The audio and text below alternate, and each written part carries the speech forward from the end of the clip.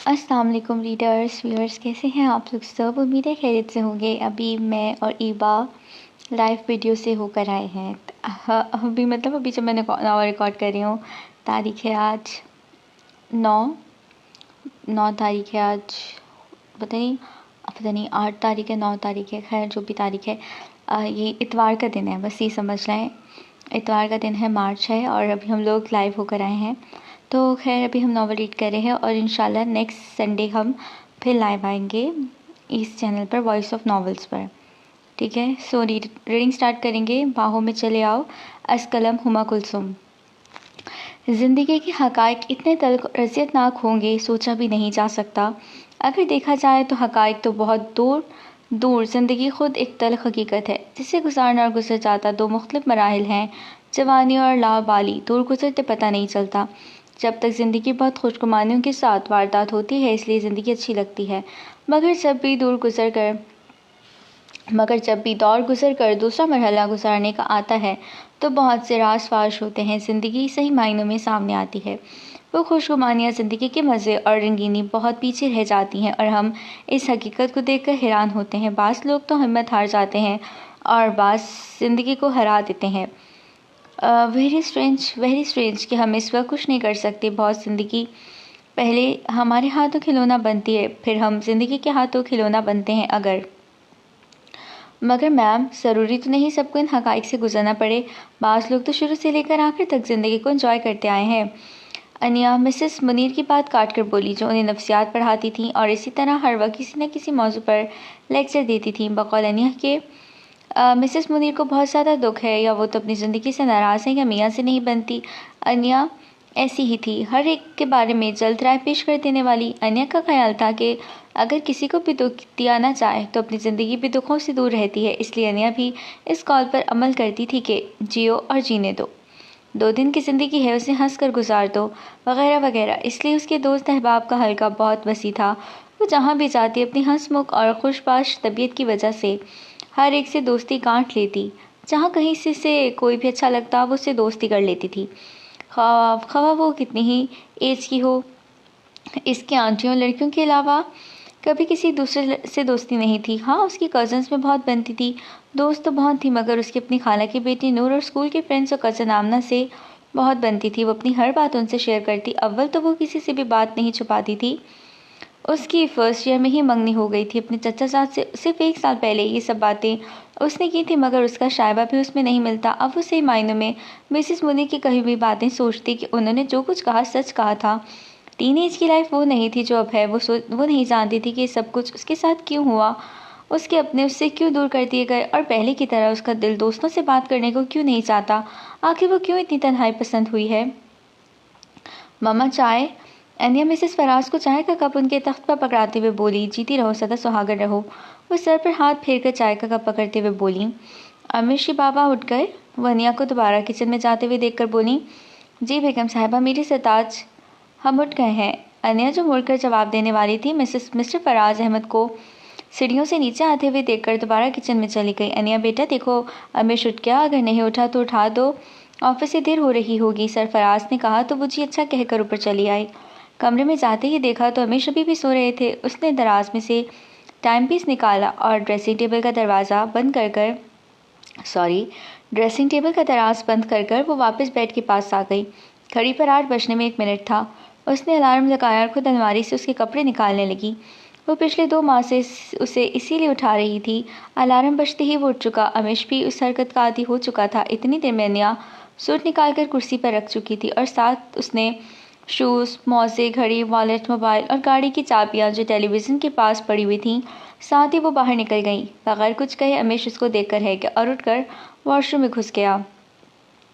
अनिया बेटा, दरवाज़ा अच्छी तरह बंद कर लो, मैं बराबर वाले घर में जा रही हूँ। अल्लाह के करम से सलमा की बहू की गोद हरी हो गई है, मैं उसे मुबारकबाद दे आऊँ।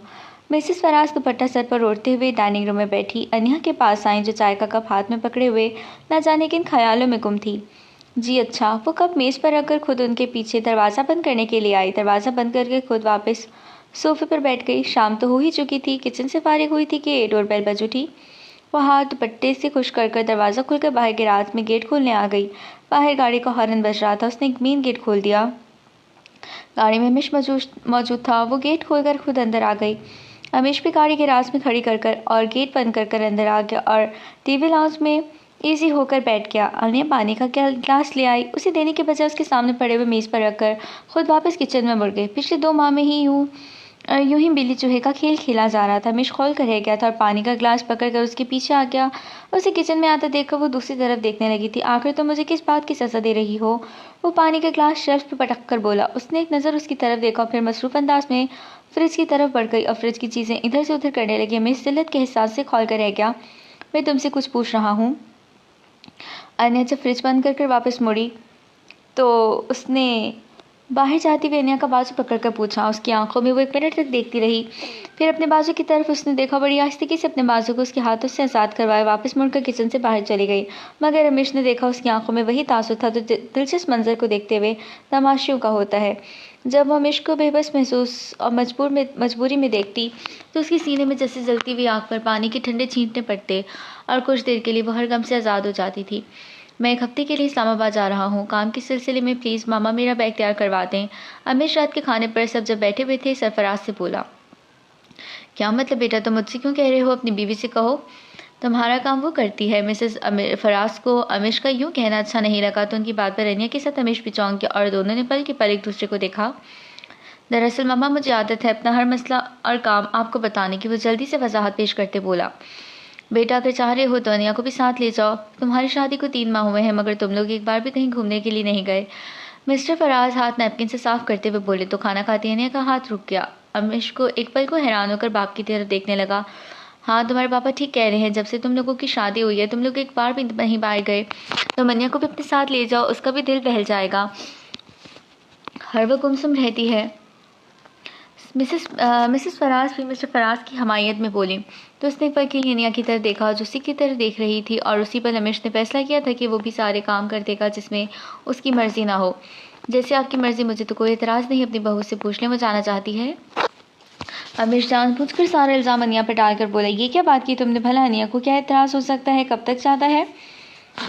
मिसेस फराज अपने साथ बैठी अनिया की तरफ देखकर बोली। जाना तो अमीश को 2 रोज़ बाद था मगर उसने झूठ बोल दिया। कल दोपहर को 12 बजे जाना है। वो खड़े होते हुए बोला और साथ ही कमरे से बाहर निकल गया। अनिया बेटे ये बर्तन मैं संभाल लेती हूँ, तुम अपने और उसके कपड़े पैक कर लो। वो बर्तन उठाती अनिया से बोली तो वो दोबारा किचन में चली गई।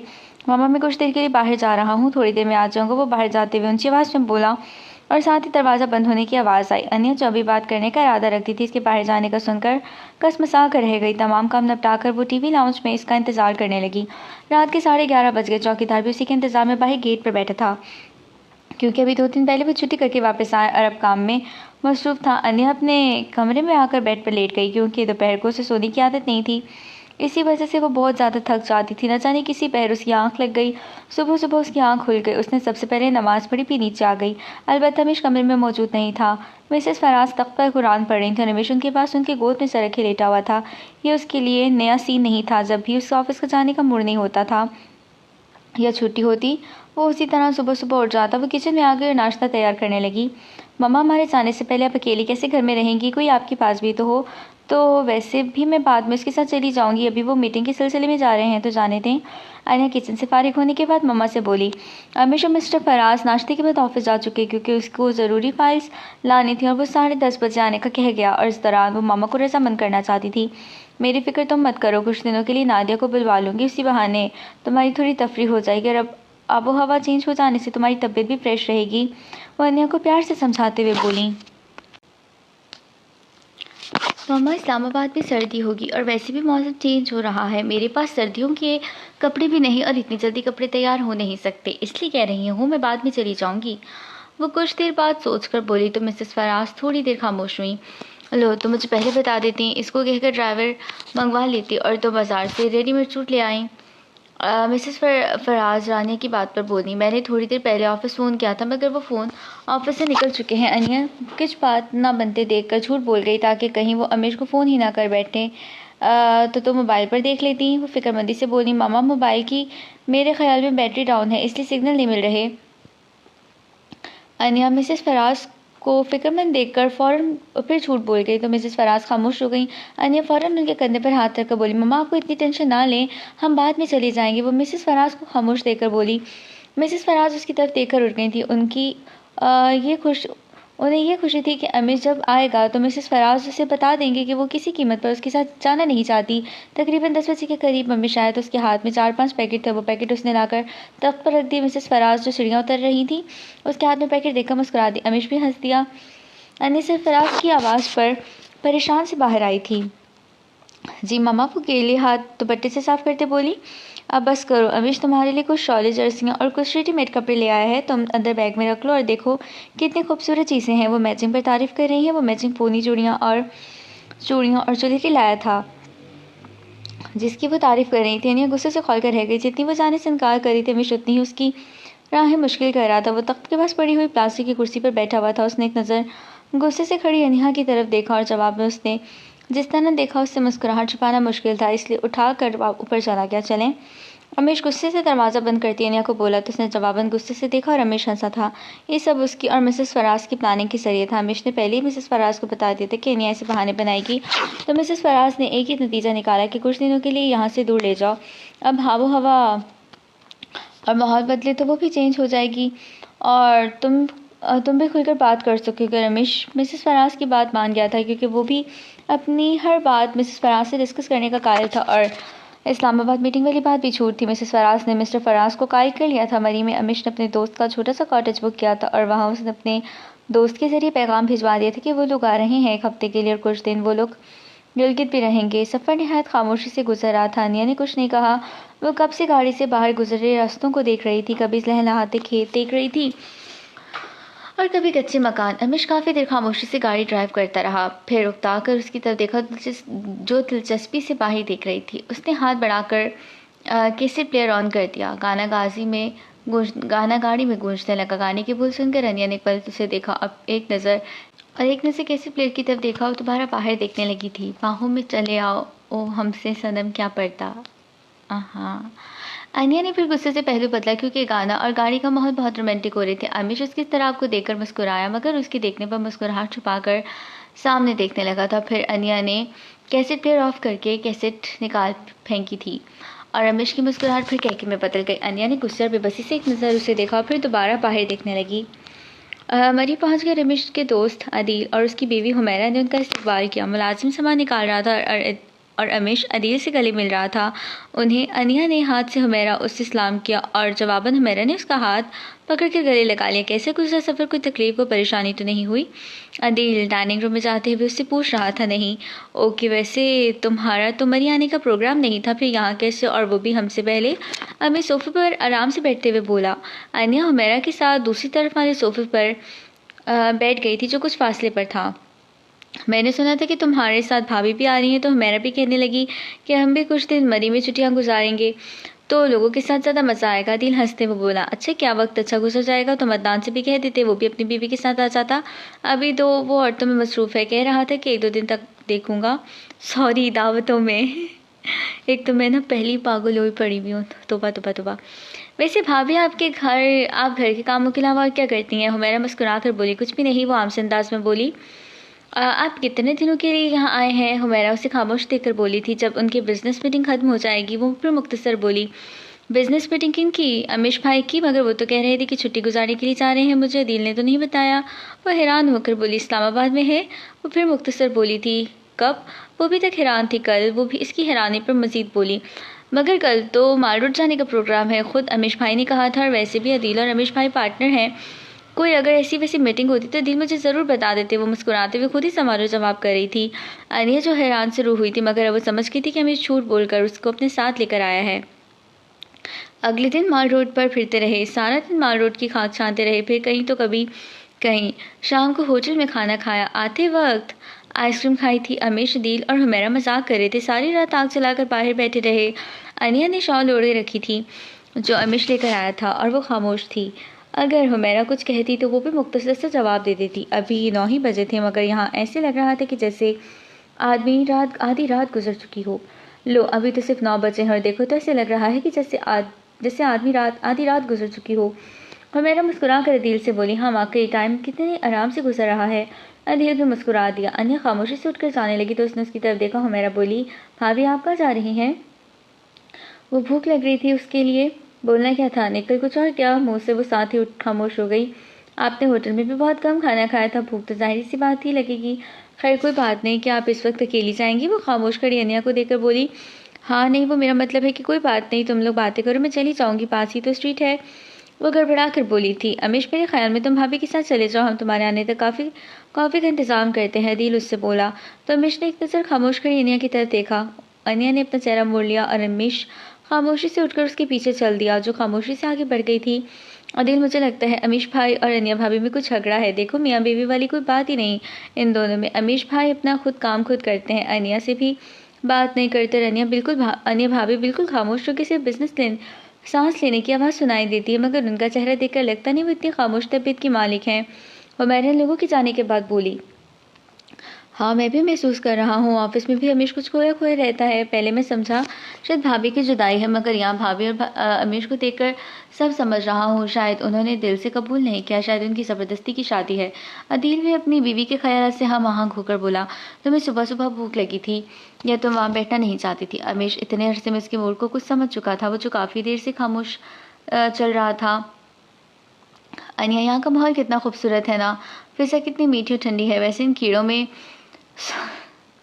वैसे इन कपड़ों में बिल्कुल माहौल का हिस्सा लग रही हो। कितने बादल हैं जिससे अभी किसी के मन की प्यास को बुझा देंगे। और साथ ही अनिया की तरफ नजरें की, जो खामोश होकर चली जा रही थी।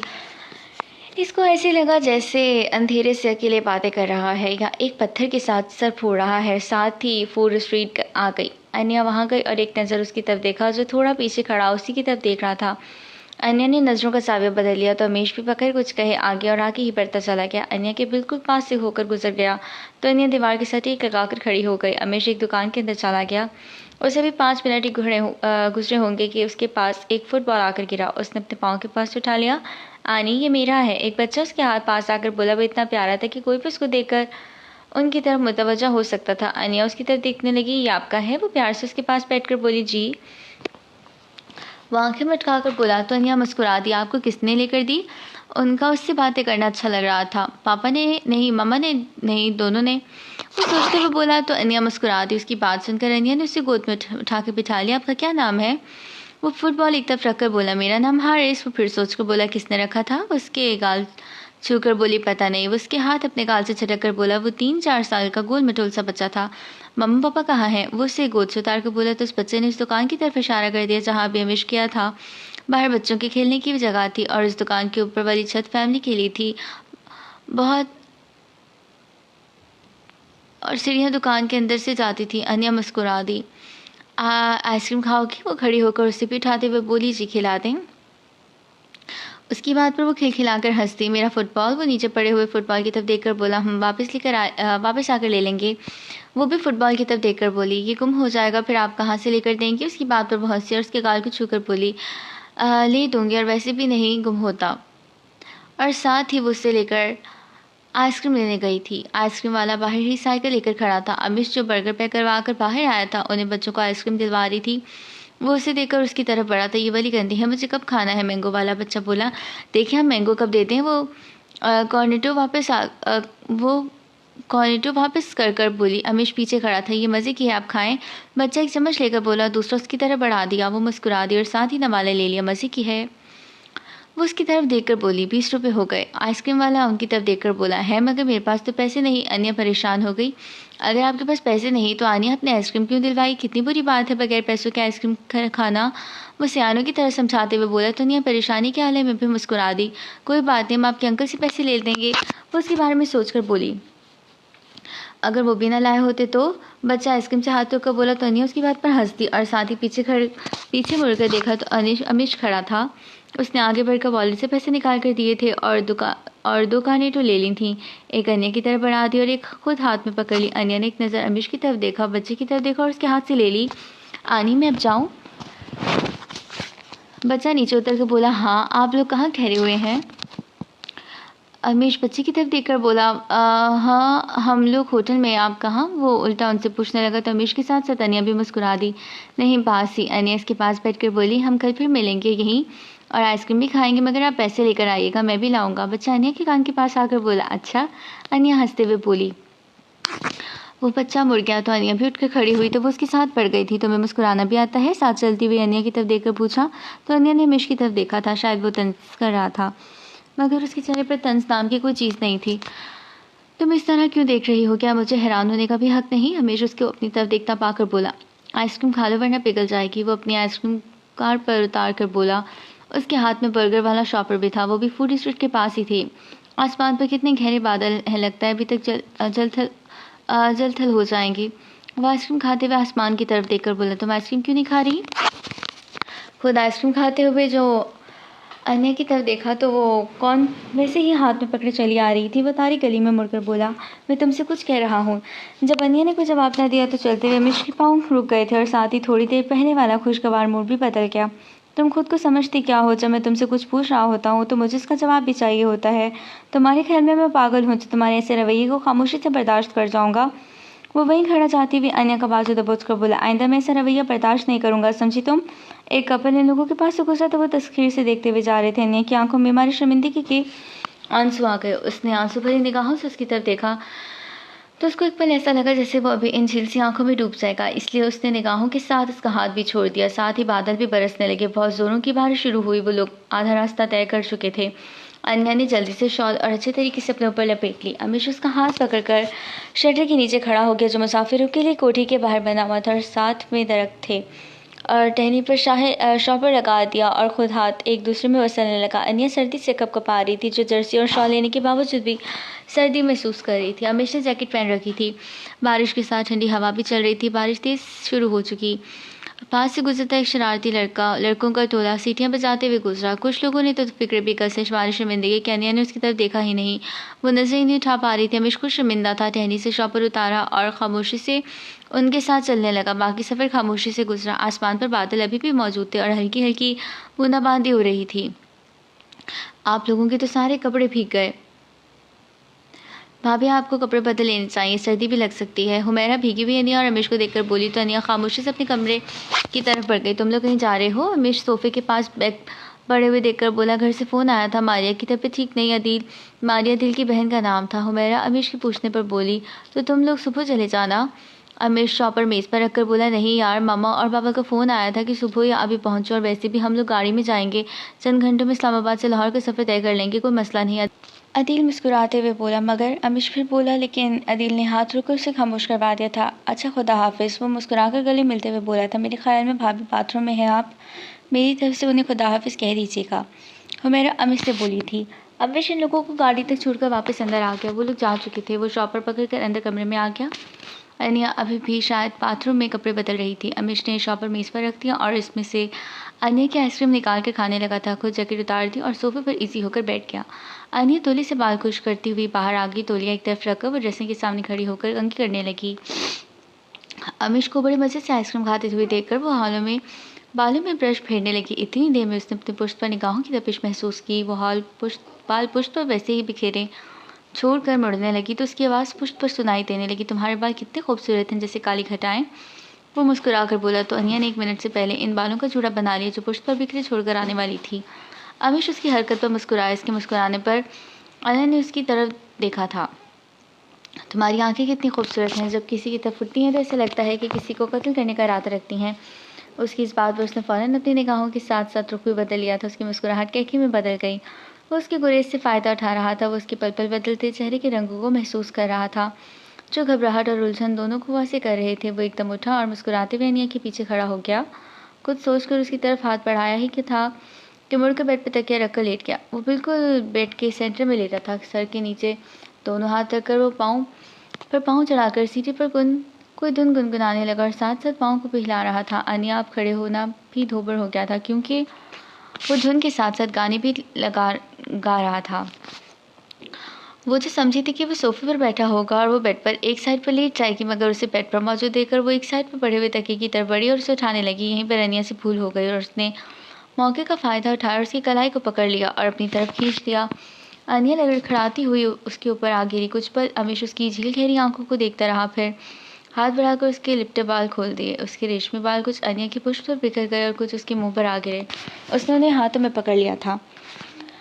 तुम्हारे बाल इतने खूबसूरत हैं जैसी काली खटाएं। अनिया जो नजर झुकाए हुए उसकी तरफ देखने लगी। तुम्हारी आंखें इतनी नशीली हैं और शराबी हैं कि दूसरा इंसान इसमें डूब जाए। तुम्हारे होंठ इतने नाजुक है जैसे पंखड़ियां गुलाब की। वो होंठों पर उंगली फेरते बोला, अमिश प्लीज़। वो इल्तिजाई अंदाज में बोली मगर कुछ बोल ही न सकी क्योंकि अमिश ने उसके मुंह पर हाथ रख दिया था। जब ये हंसते हैं तो बहुत खूबसूरत लगते हैं, मेरा नाम तो मज़ीद खूबसूरत हो जाता है। वो उसकी लबों पर हाथ रखे बोला और साथ ही वो जसारत कर चुका था कि अनिया उसे देख कर रह गई। वो पल पल बहक रहा था और वो उसके साथ बहकना नहीं चाहती थी वो, मगर वो हिल भी नहीं सकती थी। इन 3 माह में उसने पहली बार खुद को मजबूर और बेबस महसूस किया था। उसे ऐसा महसूस हुआ आज वो उसके इरादों को टाल नहीं सकेगी, वो आज उसे नज़रअंदाज नहीं कर सकेगी। नफरत से उठी हुई नज़र आज नहीं उठेगी। वो रफ्ता रफ्ता पिघल रही थी उसके एहसासात से, उसके जज्बात से। 3 माह में पहली बार वो उसके हिसार में कैद हुई थी। पहली बार अमिश की गिरफ्त मजबूत से मजबूतर हुई और उसकी आंखों में जो ठाठे मारता समंदर था वो रास्ता पा चुका। वो मुकम्मल उसके हिसार में थी, अपने दिल के पास, सांसों और धड़कनों के नज़दीक थी जिसे उसने 1.5 साल से टूट कर चाहा था। सुबह जब अमिश की आँख खुली तो अनिया उसके पहलू में नहीं थी। वो उठकर बैठ गया और अंगड़ाई लेने लगा और ठंडी ठंडी हवा को सांस के जरिए अपने अंदर उतारने लगा। फिर उठकर बाथरूम की तरफ बढ़ा। उस पर अनिया बाथरूम से बाहर निकली थी, शायद तो नहा कर आई थी, चेहरे से फ्रेश लग रही थी। उसने नज़रें फेर ली। अमीश उसके एक वरिस पर मुस्कुरा दिया। वो अभी बाथरूम के दरवाजे पर ही खड़ी थी क्योंकि सामने अमीश था। वो कतरा कर गुजरने लगी तो उसने आगे हाथ रख लिया, प्लीज़ अमीश, और उसके चेहरे पर हाथ फेरने लगा तो वो पीछे हटकर बोली, क्यों? अमीश उसके पीछे हटने पर बोली, बस मैं नहीं चाहती कि तुम मुझे छू। वो काफ़ी देर के बाद बोली तो अमीश हैरत से उसे देखने लगा था। बीवी हो मेरी? अमीश उसे कंधों से पकड़कर बोला, मगर मैं ये नहीं मानती। वो उसके हाथ कंधे से झटक कर बोली तो अमीश लम्हे भर को देख कर रह गया। फिर गुस्से से बोला, ये क्या बकवास लगा रखी है? तुम मेरी बीवी हो, हमारा निकाह हुआ है, तुमने खुद दस्तखत किए थे। वो गुस्से पर काबू पाकर बोला, मजबूरी के सौदे को तुम मेरी मर्जी नहीं समझ सकते। वो दस्तखत ज़बरदस्ती किए थे। अगर तुम मुझे मजबूर ना करते इस वक्त और मैं मजबूर ना होती तो मैं कभी भी तुमसे निकाह ना करती, कभी भी नहीं। मेरे दिल में कभी भी तुम्हारे लिए कुछ भी नहीं था। वो कुछ देर के बाद बोली, और जब दिल में कुछ नहीं है तो अपना आप भी तुम्हारे हवाले नहीं कर सकती। मैं नहीं चाहती कि तुम मुझे छुओ, मैं नहीं चाहती कि तुम मुझे प्यार करने पर मजबूर करो क्योंकि मैं तुमसे प्यार करना नहीं चाहती। आंखें में वो रोने लगी और फिर मुंह पर हाथ रखकर वो नीचे बैठती चली गई। मगर रमेश को ऐसा लगा जैसे किसी ने उसे कड़ी धूप में खड़ा कर दिया हो या वो कहीं दूर बहुत तनहा निकल आया हो और उसे वापस रास्ते की कुछ खबर ना हो। उसे महसूस हुआ जैसे किसी ने दिल से खुश गुमानियाँ निकाल कर यकदम हकीकत का आईना दिखा दिया हो। सच का कड़वा जहर निकलना बहुत मुश्किल था अमिश के लिए। उसे अन्य की बातों पर एतबार ही नहीं आ रहा था। शायद वो ज़्यादा ही खुशफहम हो गया था, जो समझता रहा कि उससे मोहब्बत करती है मगर सिर्फ गुरेज बरतती है। मगर वो दिल से उससे नफरत करती थी। वो समझता था कि वो वक्त के साथ ठीक हो जाएगी, मगर वो दिल में ज़रा बराबर उसके लिए गुंजाइश न रखती थी। वो इससे बात तक न करती थी। वो सिर्फ मजबूरी का सौदा था उसके लिए। अगर वो उसे छोड़ दे तो वो खुशी खुशी अलहदा हो जाएगी। इतनी ताक और गहरी हकीकत सुनने के बाद अमीश वहाँ एक पल नहीं रुका था, वहाँ से निकल पड़ा। अनिया को गाड़ी स्टार्ट होने की आवाज़ सुनाई दी। उसने फ़ौरन चेहरा ऊपर उठाया, वो कहीं नहीं था। वो खड़ी हो गई। वो बहुत थक चुकी थी, या शायद दिल का गुबार काफ़ी कम हो चुका। वो खिड़की के पास आ गई। बाहर अभी भी बहुत गहरे बादल थे, आंखों से आंसू भी बह रहे थे। वो खिड़की के पास साथ टेक लगाकर खड़ी हो गई। उसे ऐसा मौसम बहुत पसंद था, मगर जितनी उसे बारिश पसंद थी अब उतनी ही जहर लगती थी क्योंकि उसकी पहली मुलाकात बारिश ही में हुई थी। वो अपने घर के बाहर बने हुए लॉन में अपने कज़न्स के साथ बाहर एंजॉय कर रही थी। वो खुद खूब उछल कूद कर रही थी। वो और उसकी कज़न नूर, मरियम और आमना और साथ उसके भाई के दोनों बच्चे, वो सब बारिश में नहा रहे थे। अम्मी चची अंदर पकौड़े पका रही थी तो मेरे साथ गरम गरम गुलाब जामुन और समोसे थे। और इसी वक्त एक नौजवान अंदर आ गया। ए मिस्टर, आप कौन और अंदर क्यों आए? अनिया उसे देखकर बोली। वो नौजवान अमिश था। मैं आपके सामने अपने वाले घर से आया हूँ और वैसे भी मेरा मसला, आपको परेशान होने की कोई ज़रूरत नहीं। उसने एक नज़र उसकी तरफ देखा और देखता ही रह गया। सिर्फ एक नज़र में उस पर न जाने क्या असर हुआ था कि वो सुन हो गया। पिंक और पर्पल नज़र की प्रिंटेड सूट में बालों को पिनअप किए बहुत खूबसूरत और मासूम लग रही थी। आंखों में शरारत के साथ साथ शोखी भी थी। उसकी झील सी आंखें में भी शरारत थी। खुद उसके होंठों पर दबी दबी मुस्कुराहट थी। बच्चे बारिश में गेंद से खेल रहे थे। इसी असनम में बॉल उछलकर रमेश के सर पर लगी जो चोट से खून बहने लगा। अनिया, इस बेचारे के सर से खून बह रहा है और तुम हंसी सूझ रही है, तुम पागल हो क्या? वो अपनी बेटी को डांट कर बोली, सॉरी माँ। वो फ़ौरन सॉरी बोली मगर उसके चेहरे से बिल्कुल नहीं लग रहा था कि वो शर्मिंदा होगी। बेटा तुम अंदर आ जाओ, मरियम आपकी बैंडेज कर देती है।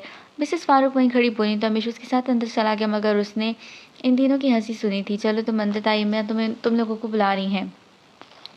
मरियम बाहर आई तो वो बरामदे में केबिन की कुर्सियों पर बैठी आइसक्रीम खा रही थी। बारिश अब हल्की हो चुकी थी। तुम कभी आइसक्रीम खाने से बाज मत आना। वो जब लाउंज में होकर गुजरी तो मिसेस नारुक ने उसे आइसक्रीम खाते हुए देखकर कहा, सॉरी मम्मा, आइंदा नहीं खाऊंगी। वो मुस्कुराती हुई बोली। अभिश बैंडेज करवाकर सोफे पर बैठा हुआ था। मिसेस फारूक उसके साथ वाले सोफे पर बैठी हुई थी और अन्य लोगों के सामने वाले सोफे की पुष्ट पर हाथ रखकर खड़ी थी। चलो, ठंड लग जाएगी, अंदर जाके कपड़े चेंज करो। मिसेस हैदर किचन से बाहर निकल कर बोली थी। ओके चची। वो उनके गले में बाहें डालकर बोली तो वो उसके गाल चूमकर अंदर चली गई थी। वो रात के खाने पर अपनी अम्मी की तरफ से लगाई जाने वाली शिकायत पर सफाई पेश करते हुए बोली तो उसे छींक आ गई। तुम्हें सर्दी महसूस हो रही है? चची उसे छींक मारते देखकर बोली, नहीं माई स्वीट चची, यूं बस अचानक ही। वो फिर बोली तो फिर से छींक आ गई। फिर 6-7 छींकें एक साथ लेती चली गई थी। मेरे ख्याल में रानी, उसे सर्दी लग गई है। तुम गाड़ी बाहर निकालो, मैं भी दवाई लेकर आएंगे। मिसेस हैदर चेयर से उठकर अपनी साथ वाली चेयर पर बैठी अनिया को उठाकर बोली, चची मैं ठीक हूँ, आप भी बस। वो फिर बोली तो उसकी आई छींक रुक गई क्योंकि इमरान भाई दरमियान में बोल उठे थे। और ना हो बारिश में ऊपर से ठंडी ठंडी आइसक्रीम खाई, सर्दी तो लगेगी ना। मिसेस फारूक उसे डांट कर बोली तो अनिया मुस्कुरा दी। आप रुके, मैं चलता हूँ अम्मी, और खुद ही डॉक्टर अजीज से दवाई ले आता हूँ। आप इतनी सर्दी में ज़रूर बाहर जाएंगी। चलो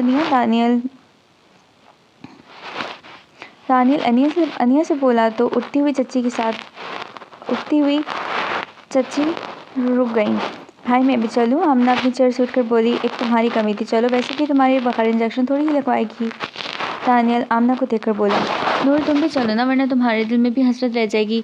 नूर जो खुद जाने के लिए चल रही थी फ़ौरन खुशी खुशी उठ गई थी। मैं नहीं जा रही और ना ही मुझे इंजेक्शन लगवाना है, मुझे कुछ नहीं हुआ। अनिया इंजेक्शन के नाम पर दोबारा कुर्सी पर बैठ गई थी। चलो ठीक है, मैं डॉक्टर को यहीं पे ले आता हूँ। दानियल डाइनिंग रूम में बाहर जाते हुए बोला तो वो नहीं करती रह गई थी। अच्छा पापा चलती हूँ, मगर एक शर्त पर, तुम्हें वापसी पर मेरी बात माननी होगी। वो उसके कान के पास आकर बोली, ताई जान ये आइसक्रीम की बात कर रही है। दानियल ने फ़ौरन शिकायत लगा दी तो वो उसकी डबल पॉलिसी पर गुस्से से बोली थी, मैंने आइसक्रीम का कब कहा? मैंने तो कह रही थी कि दवाई ले आऊँगी मगर इंजेक्शन नहीं लगवाऊँगी। वो नाराज़ होते हुए डाइनिंग रूम से बाहर निकल गई थी। चलो अब तो आइसक्रीम भी खिलानी पड़ेगी। दानियल उसके पीछे जाते बोला। 1 महीने बाद इनका इम्तिहान शुरू हो गया। इम्तिहान हुए ख़त्म होकर वो इम्तिहानों से फारिग होकर घर बैठ गई थी। आगे के क्या इरादे हैं तुम लोगों के? जब वो कैरम खेल रही थी तो इमरान भाई ने पूछा था, क्या मतलब? आगे हम BCS करेंगे? BSc I think so. अनिया आमने की तरफ देखकर बोली, हाँ बिल्कुल, अब साथ में डिप्लोमा लेंगे। आमना उसके ख्याल बयान करते बोली थी, और तुम भी तो BCS आई थिंक सो हो, BCS की डिग्री BSc। जी इमरान भाई, जहाँ चाहिए वहाँ मैं, ये मुस्कुराए हुए शॉट लगाते हुए बोली। चलो आइसक्रीम खाने चलते हैं। अनिया इमरान भाई की तरफ देखकर बोली थी, इतनी रात को और वो भी इतनी सर्दी में, अम्मी को पता चल गया तो कीमा कर देंगी। इमरान भाई गुस्से सुनते हुए बोले थे, अम्मी कहेंगी या बेगम साहिबा कहेंगी? अनिया मजाक उड़ाकर बोली, इमरान आपको छोटी अम्मी बुला रही हैं, मरियम ने इन लोगों के कमरे में आकर कहा। और तुम लोग भी सोचो, रात काफ़ी हो चुकी है। इमरान भाई के बाहर निकलते ही मरियम इन लोगों से बोली, कल का कोई अच्छे से प्रोग्राम बनाओ ताकि कल की बोरियत से बचा जाए। आमना सोफे पर फैल कर बैठते हुए बोली, तुम लोग खुद ही सोच लो। और दरवाज़ा खोल कर बालकनी में आ गई। ये कौन है? अनिया सामने वाले घर में एक आदमी को जाते हुए देखकर बोली, किसकी बात कर रही हो? आमना और नूर भी बाहर आ गई। वो देखो कितना ज़बरदस्त और स्वीट सा इंसान लगता है। अनिया अंदर जाते हुए आदमी की तारीफ़ कर कर बोली थी, जाने दो, हर एक की शक्ल पर तो शराफत नहीं लिखा होता। नूरा अनिया की तरफ देखकर बोली थी, क्योंकि वो तो ऐसे नहीं लगते और बाज़ लोग बिल्कुल एक जैसे ही होते हैं, अंदर बाहर से शरीफ, नाइस और चार्मिंग पर्सन। अनिया मुस्कुराते हुए नूर के पीछे कमरे में आ गई थी। तुम लोग क्या इस आदमी के बारे में बहस करने बैठ गई हो? पता नहीं कौन है और तुम लोग लड़ने पहले लग जाओ। आमना इन दोनों को लड़ते देखकर बोली थी, तुम दोनों के लिए वही बेहतर है कि तुम लोग अब सो जाओ। आमना कमरे की लाइट ऑफ करती बोली। वो तीनों आज लंच करने होटल गई थी। ये तय हुआ था कि लंच के बाद आइसक्रीम खाई जाएगी। ये प्रोग्राम अनिया ने बनाया था जिस पर सब राज़ी हो गए थे। वो दोनों ट्रे उठाकर ऊपर आ गई। होटल का ही इंतज़ाम था। अरे ये तो हमारे सामने वाला है। आमने की अचानक नज़र अमिश पर पड़ी। उसने पीछे मुड़कर देखा था। हाँ है तो वही, मगर तुम अपने ध्यान से खाओ, देख नहीं रही इसके साथ 3 आदमी? और अनिया इन लोगों को देखकर बोली थी, हाँ पहली बार आए हैं इसलिए घबराहट हो रही है। नूर मुस्कुराते हुए बोली। फिर वो तीनों बर्गर और कोक की तरफ मुतवज्जा हो गई थी। बर्गर और कोक खाने के बाद वो टिश्यू पेपर से हाथ साफ कर रही थी। आइसक्रीम कब खाना है? नूर बोली। जाते हुए खाएंगे और फरहान और अदनान के लिए पैक भी करवा लेंगे। अनिया मुस्कुराते बोली थी। अस्सलाम वालेकुम। अमिश इन लोगों के पास आकर बोला था। वालेकुम अस्सलाम। नूर मुस्कुराते बोली, आप लोग यहाँ?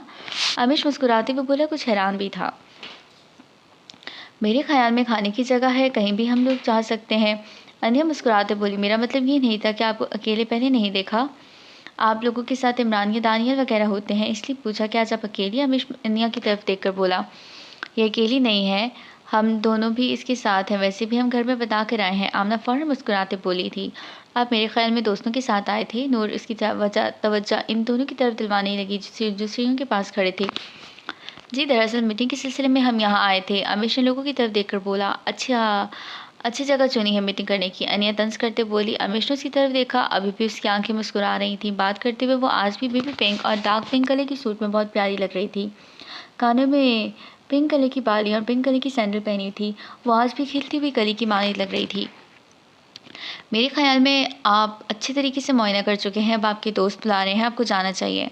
अनिया अमीश को अपनी तरफ देखता पाकर बोली थी, आप काफ़ी बोल्ड हैं। अमीश अपनी चोरी पकड़े जाने पर मुस्कुराकर बोला, मैं बोल्ड होने के साथ साथ काफ़ी तेज़ भी हूँ, दूसरे की बात और हरकत को बहुत जल्दी नोट करती हूँ। अनिया मुस्कुराकर बोली, मेरे ख्याल में आपसे फिर मुलाकात होगी।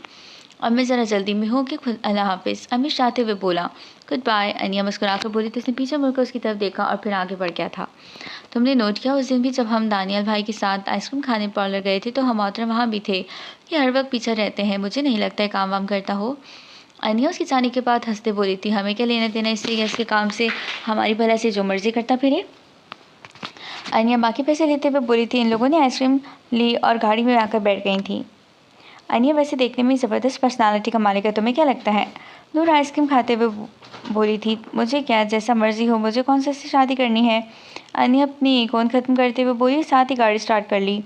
क्या पता हो ही जाए। नूर मुस्कुराहट दबाते बोली, तुम पास दानी के सामने कहना, फिर देखना कैसा वो तुम्हारा भरता बनाएगा। आमना पीछे बैठी हुई नूर की तरफ देखकर बोली थी, मेरा क्यों? नूर हटाई से बोली, तो क्या वो मेरा बनाएगा? आमना उसकी थटाई पर बोली, तुम लोग इस टॉपिक को छोड़ नहीं सकती। अनिया मुड़ते बोली, हाँ छोड़ सकती हूँ, अगर तुम कॉलेज से वापसी पर हो समय आइसक्रीम खिलाओ तो। नूर मुस्कुराई थी, तुम हमेशा खाती रहना और एक दिन खाते खाते पीटू की तरह फूल कर फट जाना। आमना उसके ज़्यादा खाने पर बोली थी, तो तुम कौन सा कम खाती हो? नूर उसके मोटा कहने पर फिर से नाराज़गी से बोली थी, चलो उतरो, बाकी लड़ाई अंदर जाकर करना। अन्य गाड़ी गेट के अंदर आती हुई बोली तो वो लोग बारी बारी बाहर निकल आई थी। हाँ ये क्या हो गया? गाड़ी के यकदम रुक जाने पर आमना बोली, वो लोग कॉलेज से वापसी आ रही थी, नूर को उतारने के बाद वो लोग घर आ रही थी।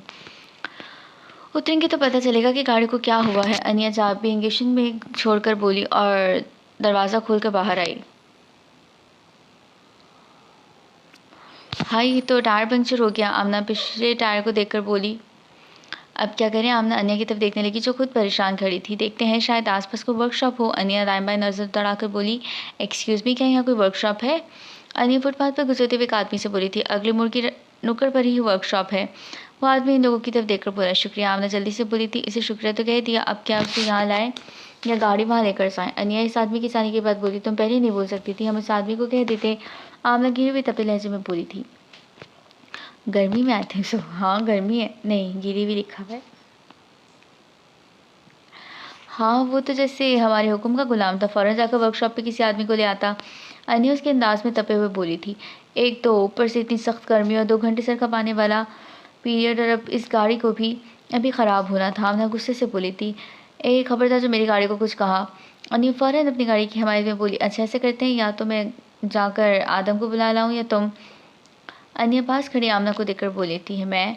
आमना अपनी तरफ उंगली करते बोली थी, तो ठीक है मैं बुला लाती हूँ, तुम यहीं पर ठहरो। अनिया गाड़ी से बैग निकालते हुए बोली थी, यार ये नुक्कड़ पर ही तो जाना है, क्या जाने की जा रही है? यार मैं इसलिए परेशान नहीं हूँ, तुम यहाँ खड़ी हो, मैं बुला लाती हूँ। आमना फ़ौरन आगे बढ़ते बोली। अभी वो 4 कदम ही आगे गाड़ी से आगे बढ़ी होगी कि इन लोगों के पास एक ब्लैक करोला कार रुकी थी। आप लोग यहाँ, एनी प्रॉब्लम? अमीश गाड़ी से बाहर निकलते बोला था, लो इसे भी अभी हाजिर होना था। अनिया उसे देखकर मुंह बनाती बुड़बुड़ाई थी, दरअसल हमारी गाड़ी का टायर पंचर हो गया है, इसलिए हम लोग यहाँ खड़े हैं। आमना उसकी गाड़ी के पास आकर बोली, तो ये कौन सा प्रॉब्लम है, मैं अभी बदल देता हूँ। अमीश गाड़ी का दरवाज़ा खोलता बोला था, चलो जी हमारा मसला हल हो गया। आमना मुस्कुराकर अनिया की तरफ देखते बोली थी, उसने डिक्की से दूसरा टायर निकाला और जल्दी से टायर बदलने लगा। 10 मिनट में टायर बदल कर वो हाथ छाड़ते हुए खड़ा हो चुका था। लीजिए आपकी गाड़ी का टायर लग चुका है। थैंक यू सो मच, आपने इतना बड़ा एहसान किया। अनिया मुस्कुराकर बोली, ये ले लीजिए। उसे हाथ झाड़ते हुए देखकर उन्होंने टिश्यू पेपर अपने हाथ की तरफ बढ़ाया तो वो अपने कपड़े साफ़ करने लगा था। इतनी सख्त गर्मी में आपने हमारी मदद की, बहुत शुक्रिया। आमना बहुत ज़्यादा मशकूर नज़र आ रही थी। इसमें अपनी एहसानमंदी की क्या ज़रूरत, वो तो मैं यहाँ से गुजर रहा था, आप लोगों को देखा तो पड़ोसी होने की हैसियत से अपना फ़र्ज़ चुकाने आ गया।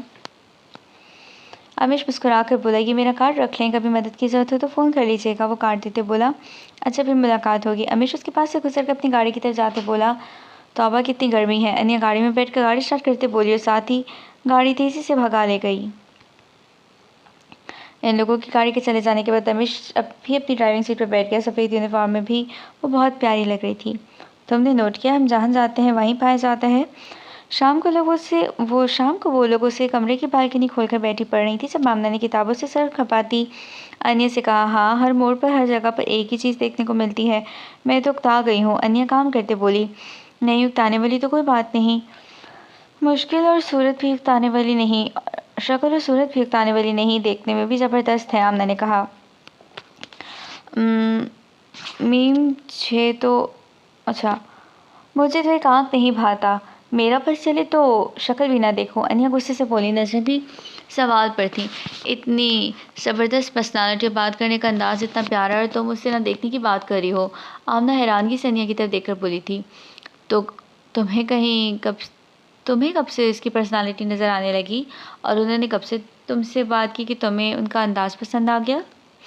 तुम कभी ना, मेरे ख्याल में ना तुम्हारा दिमाग इन सीटों की वजह से ख़राब हो गया है, मैं मैडम से शिकायत करूँगी, आइंदा कभी ना बैठूँगी। अनिया बेदिली से बोली, तुम इतनी देर से सीटों के बारे में क्यों बकवास कर रही थी? आमना हंसते बोली, तो और क्या, वो सीधी होकर बैठी, बिल्कुल बुद्धू में तो सामने वाले उसकी बात कर रही थी, और तुम भी बस। अनिया फजूल से बोली। आमना बालकनी के पास जाते बोली, कि सामने वाला अमीश जो अंकल रफ़ीक के घर रहने के लिए आया है तुम। वो गुस्से से देखकर बोले, वैसे भी मुझे क्या ज़रूरत है उसके मुतालिक सोचने की, किसी और के बारे में सोचूं? तुम्हारे भाई साहब से मैं क्या क्या है, बहुत है कि मैं उनको समझ सकूं। अनिया भी उसके पीछे बालकनी में आकर बोली थी। अनिया, मैच कर करके तुम थक नहीं गई? आमना उसकी तरफ देखकर बोली, हाँ, और कोई तफरी भी तो नहीं, हम वही कर लें। अनिया बेड पर बैठ कर बोली। वो अंदर आकर आमना की साइड वाले बेड पर बैठ कर बोली, जो आमना के सामने था, क्यों ना हम अमीर से दोस्ती कर लें? आमना उसके पास बैठकर बोली, तुम्हारा दिमाग तो सही है। अनिया उसको घूर कर बोली थी, हाँ, सच्ची सी बहाने पता चल जाएगा कि वो किस नेचर का बंदा है। आमना उसकी मदद करते बोली थी, मेरे ख्याल में तुम्हारा दिमाग ठीक नहीं है, वैसे भी तुम्हें क्या ज़रूरत है इसकी नेचर के बारे में जानने की? वो बेड चुटते बोली थी, प्लीज़ अनिया, टाइम पास ना सही सिर्फ मेरे लिए। वो अनिया का हाथ पकड़ कर मदद से बोली थी, तुम्हारे इरादे तो ठीक है, मुझे नहीं लगता तुम्हारे इरादे ठीक हो। अनिया उसको घूर कर बोली थी, प्लीज़ अनिया, मेरे लिए मुझे लगता है कि मैं हर इंसान से दोस्ती करूँ। फिर हम मन्नत से बोली, सिर्फ दोस्ती? अनिया शक से बोली, कसम से सिर्फ दोस्ती, तुम्हारी कसम। उसे शक में मुबतला देखकर जल्दी से कसम खाकर बोली, अगर घर में किसी को पता चल गया तो? अनिया उसे डराते हुए बोली, तुम बेफिक्र रहो, अव्वल तो किसी को पता नहीं चलेगा, और अगर कभी पता चल भी जाए तो तब की तब देखी जाएगी, वैसे भी वो ज़्यादा अरसा यहाँ नहीं रहेगा। आमना फ़ौरन हल बताते हुए बोली थी, क्या मतलब, क्या वो मुस्तकिल यहाँ रहने नहीं आया? अनिया हैरान होकर बोली, नहीं, इसकी फैमिली लाहौर रहती है और वो यहाँ से बिज़नेस के सिलसिले में आया, हर काम कट होते ही चला जाएगा। आमना उसे अमीश के मुतालिक बताते बोली थी, प्लीज़ मान जाए। आमना उसे नीमरा संबंध देखकर बोली, अच्छा। अनिया अपने बाजू चुरवाते हुए बोली तो खुश होकर उसने गले में बाहें डाल दी थी। ये डब्बा लेकर जाना ज़रूरी था। अनिया गुलाब जामुनों के डब्बे की तरफ देखकर बोली, यार फ्रेंडशिप करने जा रहे हैं और वैसे भी पहली बार जा रहे हैं, कुछ ना कुछ तो लेकर जाना है। आमना गाड़ी से बाहर निकलते हुए बोली, अगर वो ना आया हुआ तो, या अगर उसने दोस्ती करने से इनकार कर दिया या दानियाल और इमरान भाई को बता दिया तो फिर क्या होगा? अनिया उसे डराते हुए बोली, तुम बेफिक्र रहो, वो ज़रूर आएगा। वो होटल के अंदर जाते हुए बोली, लो वो रहा। आमना ने कॉर्नर वाले टेबल पर अमीश को देखकर कहा, ये तो लगता है खुद बेसब्रा है। अनिया मुंह में बुड़बुड़ा कर बोली थी, अस्सलाम वालेकुम। अमीश खड़े होते हुए बोला, वालेकुम अस्सलाम अमीर साहब।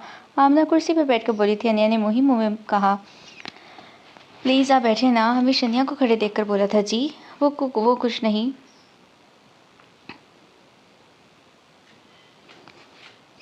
अनिया उसे गुस्से से कहते हुए रोकी थी, आप क्या लेंगे? वो आमना और अनिया की तरफ देखकर बोली, यहाँ का पिज़्ज़ा बहुत मज़े का है, आपने कभी ट्राई किया? आमना मुस्कुराते हुए बोली तो अनिया उसे देख कर रह गई। ये आपके लिए मिठाई का डब्बा। आमना मिठाई का डब्बा टेबल पर रखकर बोली, किस लिए? हमेश हैरानगी से बोला, दोस्ती की शुरुआत के लिए। आमना मुस्कुरा कर बोली, ओह थैंक यू, इसकी क्या ज़रूरत थी? वो मुस्कुरा कर बोला, हाय, शक्ल से कितना फ्लर्ट इंसान लग रहा है, मुझे नहीं लगता बिज़नेस के लिए यहाँ आया हो। शक्ल से धोखेबाज लगता है, ज़रूर किसी जुर्म में भाग कर आया है, कोई और काम नहीं उससे। अनिया उसे देखकर सोचते हुए आमना की तरफ देखने लगी, जो मुस्कुरा कर बातें कर रही थी। तुम कम अज़ कम मुस्कुरा कर खाना ही खा लेती। कितनी मोहब्बत से वो पेश कर रहा था। रात को बिस्तर पर भी अनिया को लताड़ते हुए बोली, आमना ये खेल अच्छा नहीं, तुम खुद देखो, वो शक्ल से फ्लर्ट किस्म का इंसान लग रहा है, तुम उससे दोस्ती छोड़ नहीं सकती। उसने आमना की तरफ देखकर पूछा, अनिया क्या हो गया है? तुम एक अच्छे खासे इंसान को तुम फ्लर्ट किस्म का इंसान बना रही हो, और कब से तुम अपनी चेहरा शनास हो गई हो कि तुम्हें एक शरीफ और नाइस शख्सियत का मालिक फ्लर्ट और धोखे देने वाला इंसान लगा। अनिया, तुम अपने दिमाग का इलाज कराओ। जब से वो यहाँ आया है तुम उससे खार ही खाती हो, हालांकि वो बहुत अच्छी नेचर का मालिक है। तुमने कोई गलत हरकत करते हुए देखा भी? उससे 9 माह होने को आए हैं, कभी तुमने उसे किसी लड़की के साथ देखा है? आमना उसकी अच्छी खासी क्लास लेकर बोली, और आखिर में फिर उससे पूछने लगी तो अनिया खामोश हो गई, क्योंकि बात थी कि 9 माह में उसने कभी कोई ऐसी हरकत नहीं की थी, और ना ही कभी फजूल में ताका झाकी की थी जिससे वो आवारा किस्म का शख्स लगता। मगर फिर भी अनिया इस शख्स को देखते ही बेजारी महसूस करती थी। ये बात उसे खुद समझ में नहीं आई थी। अब प्लीज़ खामोशी से सो जाओ और दूसरी बात ज़हनशीन कर लो, दोस्ती भी मैंने उससे की है, उसने मुझसे नहीं की। पहले हाथ मैंने बढ़ाया है, उसने नहीं, और मेरी नज़र में वो एक परफेक्ट इंसान है और मुझे अच्छा लगता है, और मैं उससे दोस्ती नहीं छोड़ सकती, किसी भी कीमत पर नहीं, समझी? आमना तमाम लिहाज बलाए ताक रखकर बोली, और फिर से साथ ही बेड की दूसरी साइड पर बैठ गई और अपनी साइड का लैम्प बंद कर दिया और गुस्से में शवाखर करके सो गई। अनिया वहीं बैठी की बैठी रह गई, क्योंकि आमना ने पहली मर्तबा उससे इस तरह बात की थी, वगरना इनमें इतनी अच्छी दोस्ती थी। वो एक दूसरे की बात मानती थी, जो उसे अच्छा लगता वही आमना और नूर को, और जो आमना और नूर को पसंद करती थी वही अनिया भी पसंद करती। मगर आज अनिया को लगा जैसे उनकी दोस्ती में दरार आ गई हो, इन दोनों के दरमियान कुछ शख्स आ गया था। उनकी बचपन की दोस्ती एक पल में नाजुक मोड़ इख्तियार कर गई थी, और अनिया जो समझती थी कि उनकी दोस्ती मौत के अलावा कोई नहीं ख़त्म कर सकता, तो आज वो बात गलत हो गई थी। उन तीनों की दोस्ती मिसाली थी। इन तीनों ने बचपन से लेकर आज तक और कोई दोस्त नहीं बनाई थी। स्कूल और कॉलेज में भी दूसरी लड़कियों से हेलो हाय भी, मगर वो तीनों एक दूसरे के अलावा और कोई दोस्त या राजदान बनाने के लिए तैयार ना थी। आज उसे अपनी दोस्ती में दरार की वजह हमेशा लग रहा था, और उसने फैसला किया था कि वो उससे बात करने की उसकी मदद करेगी, कि वो आमना को धोखा ना दे, उसे छोड़ दे। वो तो नादान है, उसे नहीं पता वो क्या कर रही है। तुम आज ज़रूरत से ज़्यादा खामोश नहीं हो? नूर अनिया की तरफ देखकर बोली। वो और आमना घंटे भर से एक दूसरे से बातें कर रही थी, मगर अनिया इस दौरान अम्मी से बात करने की प्लानिंग कर रही थी, नहीं बस। और आमना, तुम बताओ, तुम अम्मी से मिली थी? नूर एकदम आमना से पूछने लगी, जो किताब खोलकर कुछ लिखने लगी थी। हाँ, कल मेरी बात हुई थी, बेचारा अपने बिजनेस के सिलसिले में ही आया हुआ है, इसलिए तो टाइम नहीं मिलता। वो कह रहा था कि जब फारिग हो जाऊंगा तो बात करूंगा। हमने किताब बंद करके बोली, तुम्हें उसने बताया है मिश के बारे में? नूर अनिया की तरफ देखकर बोली। हाँ, वो मुख्तसर बोली। नूर, तुम उसे समझाओ कि दोस्ती अच्छी बात तो नहीं, और फिर रमेश तो अनिया बोलती, मगर नूर ने उसकी बात काट दी। क्या हो गया अनिया तुम्हें? वो तुम्हें बुरा क्यों लगता है, और तुम कब से दूसरे इंसान में खामियां निकालने लगी? आमना ने भी बताया था, मुझे बहुत अफसोस हुआ। एक शख्स को हम जानते नहीं, उसे पहचानते नहीं कि वो कैसा है, उसकी नेचर कैसी है, उसका अखलाक कैसा है, तुम उससे बगैर जाने उसमें बुराइयाँ निकालने लगी। तुम ही तो कहती थी कि अच्छा इंसान वो है जो अपने साथ साथ दूसरों को भी अच्छा समझता है, जिसमें खुद में बुराई हो वो दूसरों को भी बुरा नज़र से देखता है। और तुम्हें ऐसे लोग बहुत बुरे लगते थे अनिया, जो बगैर सोचे समझे दूसरे इंसान में बुराइयां निकालते हैं। तो फिर अनिया, ये क्या है? तुम एक ऐसे शख्स में बुराइयां क्यों निकाल रही हो? क्या तुमने खुद उसे देखा था, क्या तुमने उसमें कोई गलत बात सुनी? नूर इसका ब्रेन वॉश करते बोली थी। नहीं अनिया, तुमको वो अगर बुरा लगता है तो तुम मत मिलो, मगर तुम अपनी पर्सनालिटी को भी डाउन ना करो ऐसी चीप बातें कर तुम बहुत अजीब लगती हो। नूर आखिर मुझे समझा रही थी। अनिया वाकई में शर्मिंदा हो गई थी कि वो बगैर सोचे समझे से इतनी घटिया बातें करने लगी। अब उसकी समझ में आ गया था कि वैसी बातें करके दूसरे इंसान की पोजीशन उसी तरह ऑकवर्ड होती है। अनिया, मैं अम्मी लोगों के साथ बाजार जा रही हूँ, तुमको जाना है? आमना अलमारी खोलकर मैगजीन में गुम अनिया से बोली। नहीं, मेरा दिल नहीं चाह रहा। वो मैगजीन से निगाह उठाते बोली, जैसे तुम्हारी मर्जी, हमें बाजार से लौटने में देर हो जाएगी। अदनान और फरहान घर पर ही हैं, प्लीज़ तुम उनको देख लेना। आमना अलमारी बंद करके बाहर जाते बोली। क्यों, क्या इसके साथ मरियम भी जा रही है? वो मैगजीन बंद कर बोली। हाँ, उसे अदनान और फरहान के लिए कपड़े लाने थे, मौसम चेंज हो रहा है, इसलिए वो कह रही हैं कि तुम खाना खा लेना और उन्हें भी खिला देना। आमना कमरे से बाहर जाते बोली। अनिया थोड़ी देर के बाद कमरे से बाहर आ गई। वो लोग जा चुके। उसने बच्चों के कमरे में देखा, वो सो रहे थे। वो बाहर टीवी लॉन्च में आ गई, टीवी के चैनल बदलने लगी। तकरीबन 15 मिनट बैठी वो चैनल चेंज करती रही। बीबी जी, ये बाहर पार्सल पड़ा हुआ था। जी चौकीदार अनिया को पार्सल देते बोला। बीबी जी, आपका नाम लिखा है। वो पकड़ाते बोली। मेरा मेरा मेरा मेरा कौन डाल कर गया है? वो हैरान होकर बोली। पार्सल पकड़ लिया। बीबी जी, सुबह तक तो नहीं था। पता नहीं जी कौन रख गया है। अभी जी हमारा नज़र पड़ा उस पर। वो मुतवाना अंदाज में बोला। अच्छा, तुम जाओ, मैं देखती हूँ। वो रैपर उतारते बोली। रैपर उतारने के बाद उसमें से कार्ड निकला था जिस पर उसका नाम बड़ी खूबसूरती से लिखा था। बाहर भी सिर्फ उसका नाम था, भेजने वाले का एड्रेस नहीं था, ना ही नाम था। कार्ड भी भेजने वाले का नाम नहीं लिखा था, अलबत्ता एक शेर लिखा था, तो अधखुला गुलाब है, तुमको छूने को है बेकरार, मेरे दिल की तमाम हसरतें मेरी आंखों के ख्वाब। पार्सल खोलकर तो परवीन शाकिर की खुशबू थी और भेजने वाले ने अपना नाम नहीं लिखा था। वो किताब को उलट पुलट के देख रही थी कि इसी वक्त फ़ोन की बेल हुई। तीसरी बेल पर उसने फ़ोन उठाया। हेलो, वो मुर्दा आवाज़ से बोली, क्योंकि वो भी तक किताब भेजने वाले के बारे में सोच रही थी। क्यों, क्या तोहफ़ा पसंद नहीं आया?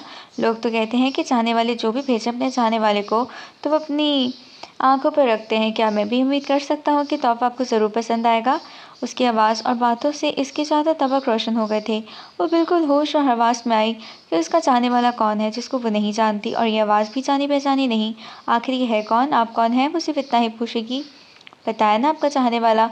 मेरा मतलब है आपका नाम। वो जिद होते बोली। मेरा नाम? वो सोचते बोला। आप पे मुनहसर है, जो मर्जी कह लें प्यार से। आखिर फिक्रे पर जोर देते बोला। ये क्या बात हुई? आपके वालिद ने तो आपका नाम रखा होगा ना? वो मुकम्मल तौर पर जिद हुई थी। हाँ रखा है, मुझे पसंद नहीं आया। वो शायद उसे मुकम्मल तौर पर तंग कर देना चाहता था।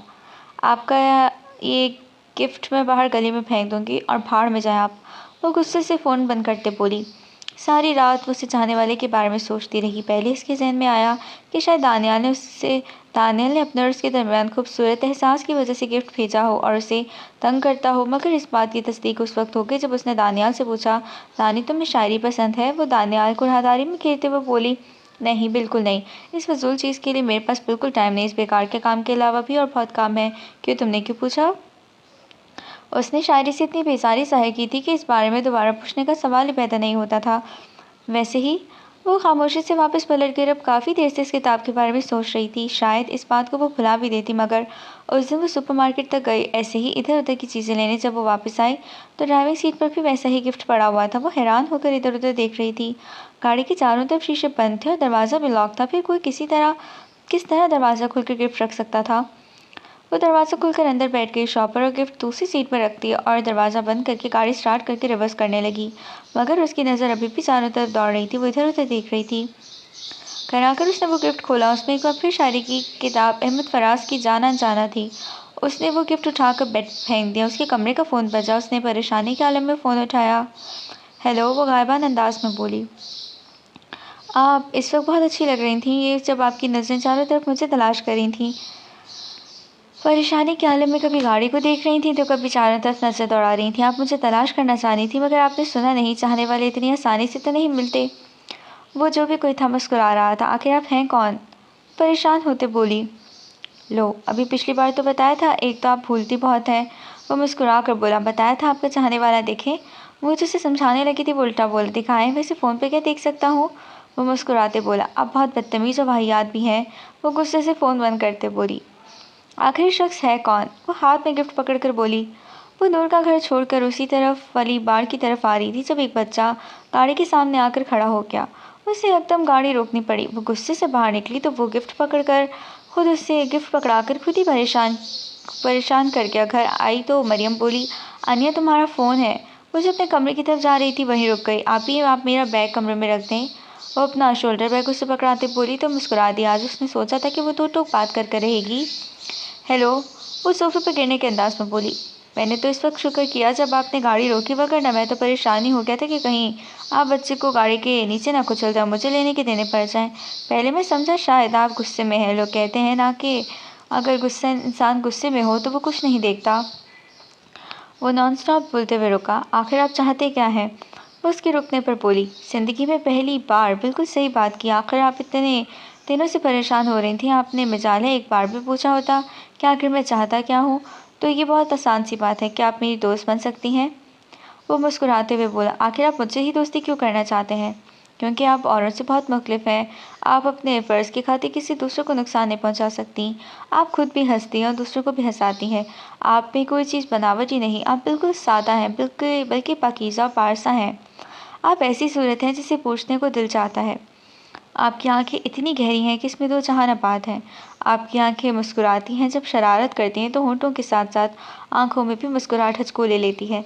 वो जो नॉनस्टॉप बोलता ही जा रहा था, रनिया उसकी बातों के सहर में खोई हुई थी।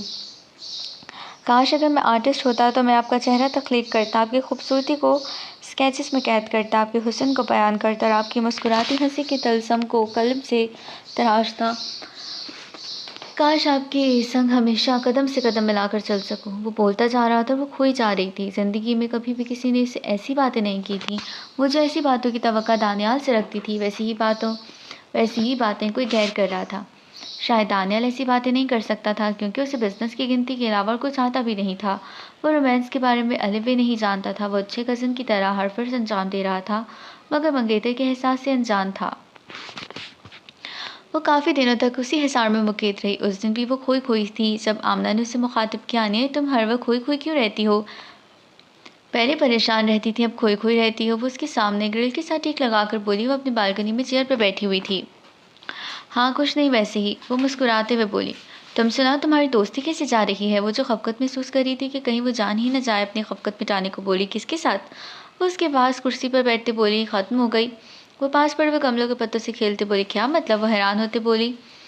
"इसमें हैरान होने वाली कौन सी बात है? वो तो दोस्ती करने के 1 हफ्ते बाद ही चला गया था और एक्सक्यूज़ करके गया था कि कहीं मैं माइंड ना कर जाऊँ।" वो सादे से अंदाज़ में बोली। "इसलिए मैं भी कहूँ, वो काफ़ी दिनों से नज़र क्यों नहीं आया?" वो उठते हुए बोली। अब वो हफ्ते में 2 बार उससे बात करती थी, मगर उसने नाम अपना अभी तक नहीं बताया। दुनिया जहान की बातें उससे करती थी और वो खुद भी अब काफ़ी फ्री हो गई थी। पहले जो माथे पर गुस्से, परेशानी की वजह बल पड़ जाते थे, अब वो हर बात पर मुस्कुराती थी। अब तो उसे उसके फ़ोन का इंतज़ार रहने लगा। न जाने क्या जादू किया था उसने कि वो उसके सहमे में खींची चली जा रही थी। अभी वो बैठी फ़ोन वाले से बातें कर रही थी। "अच्छा, बिज़नेस के अलावा और क्या करते हैं?" वो मुस्कुराते हुए पूछने लगी। "मैं शायरी पढ़ता हूँ, शायरों के कलाम सुनता हूँ और इसके अलावा तो मैं सोचता हूँ।" वो मुस्कुराते हुए बोला। "यानी आपको शायरी के बारे में बहुत कुछ मालूम है?" वो उसकी बात के असर को ज़ाहिर करते बोली। "इतना नहीं, मगर मैं तुम्हारे बारे में कुछ न कुछ ज़रूर बयान कर सकता हूँ।" "मसलन?" वो ज़ेरे-लब मुस्कुराते पूछने लगी। "मसलन ये कि रिश्ता जो दोस्ती का है, साथ-साथ रहें या बिछड़ जाएँ, संवरते रहें हालात या बिगड़ जाएँ, दोस्त सदा दिल के करीब होता है। यानी मैं आपकी सिर्फ़ दोस्त हूँ।" वो जो खोए हुए अंदाज़ में पढ़ रहा था, उसकी बात पर मुस्कुराने लगा। वो खुद भी मुस्कुरा रही थी। "मेरे ख़्याल में आप मुझसे उगलवा रही हैं कि मेरे नज़दीक आपकी क्या हैसियत है?" वो मुस्कुरा कर बोला। "यही समझ लें।" वो भी इसकी बात पकड़ लेने और समझ जाने की कायल हो गई थी। "हर कदम पर मिले एक नई खुशी तुमको, अंधेरी राह में मिल जाए रोशनी तुमको, मेरी दुआ है लग जाए मेरी हयात के लम्हों की रोशनी तुमको।" यानी आप मेरे लिए अपनी ज़िंदगी भी दान कर सकते हैं। इसका मतलब है आप मुझ पर एतमाद भी करते हैं। वो आहिस्ता-आहिस्ता अपने मतलब की तरफ आ रही थी। "हाँ, अपनी ज़िंदगी से भी ज़्यादा।" वो सच्चाई बयान करते बोला। "मेरे ख़्याल में आप दूसरे लफ्ज़ों का सहारा लेने के बजाय बराह रास्त मुझसे पूछ ही लें, इस तरह टाइम की बचत भी हो जाएगी।" उसकी बात पर वो खुलकर मुस्कुरा दी। उसको मुकम्मल तौर पर समझ गया, इसीलिए तो उसकी बात को समझ गया था। "आपसे इतनी फ़ोन कॉल होती हैं, दुनिया जहान की बातें होती हैं, आप मेरा नाम जानते हैं, मगर मैं..." वो जानबूझकर बाकी की बात खोल कर गई। "यानी तुम्हें मेरा नाम पूछना है?" वो आहिस्ता अंदाज में बुड़बुड़ाते हुए बोला।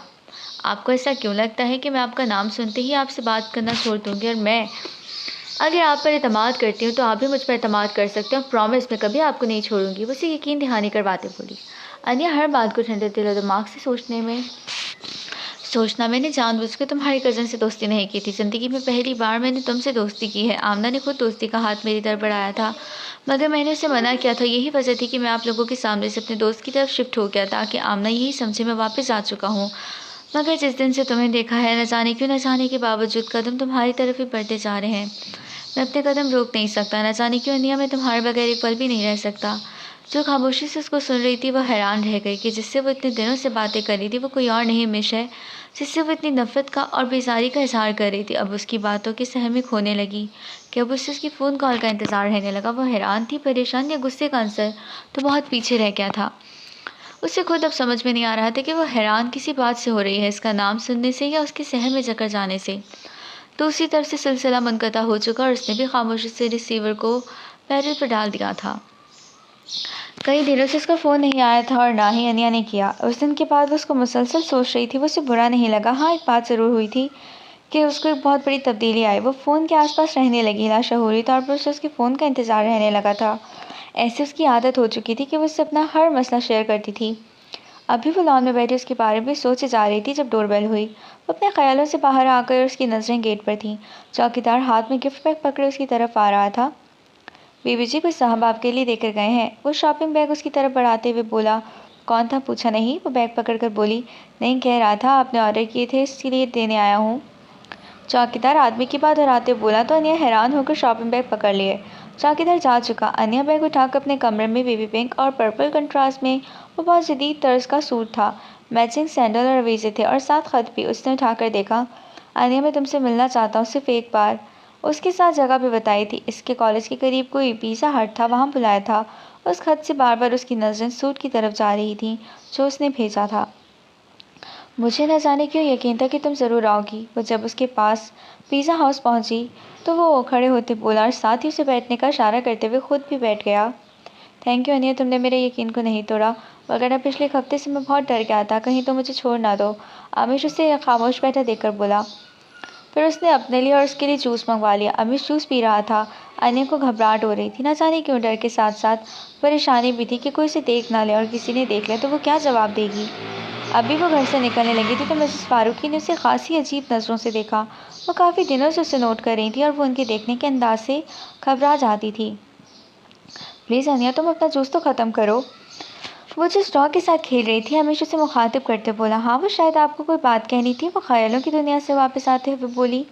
हाँ, कहना तो मुझे थे, बहुत कुछ था अनिया, मगर मैं चाहता हूँ कि तुम मेरी बात का यकीन करो। मुझे तुम्हारे एतमाद चाहिए।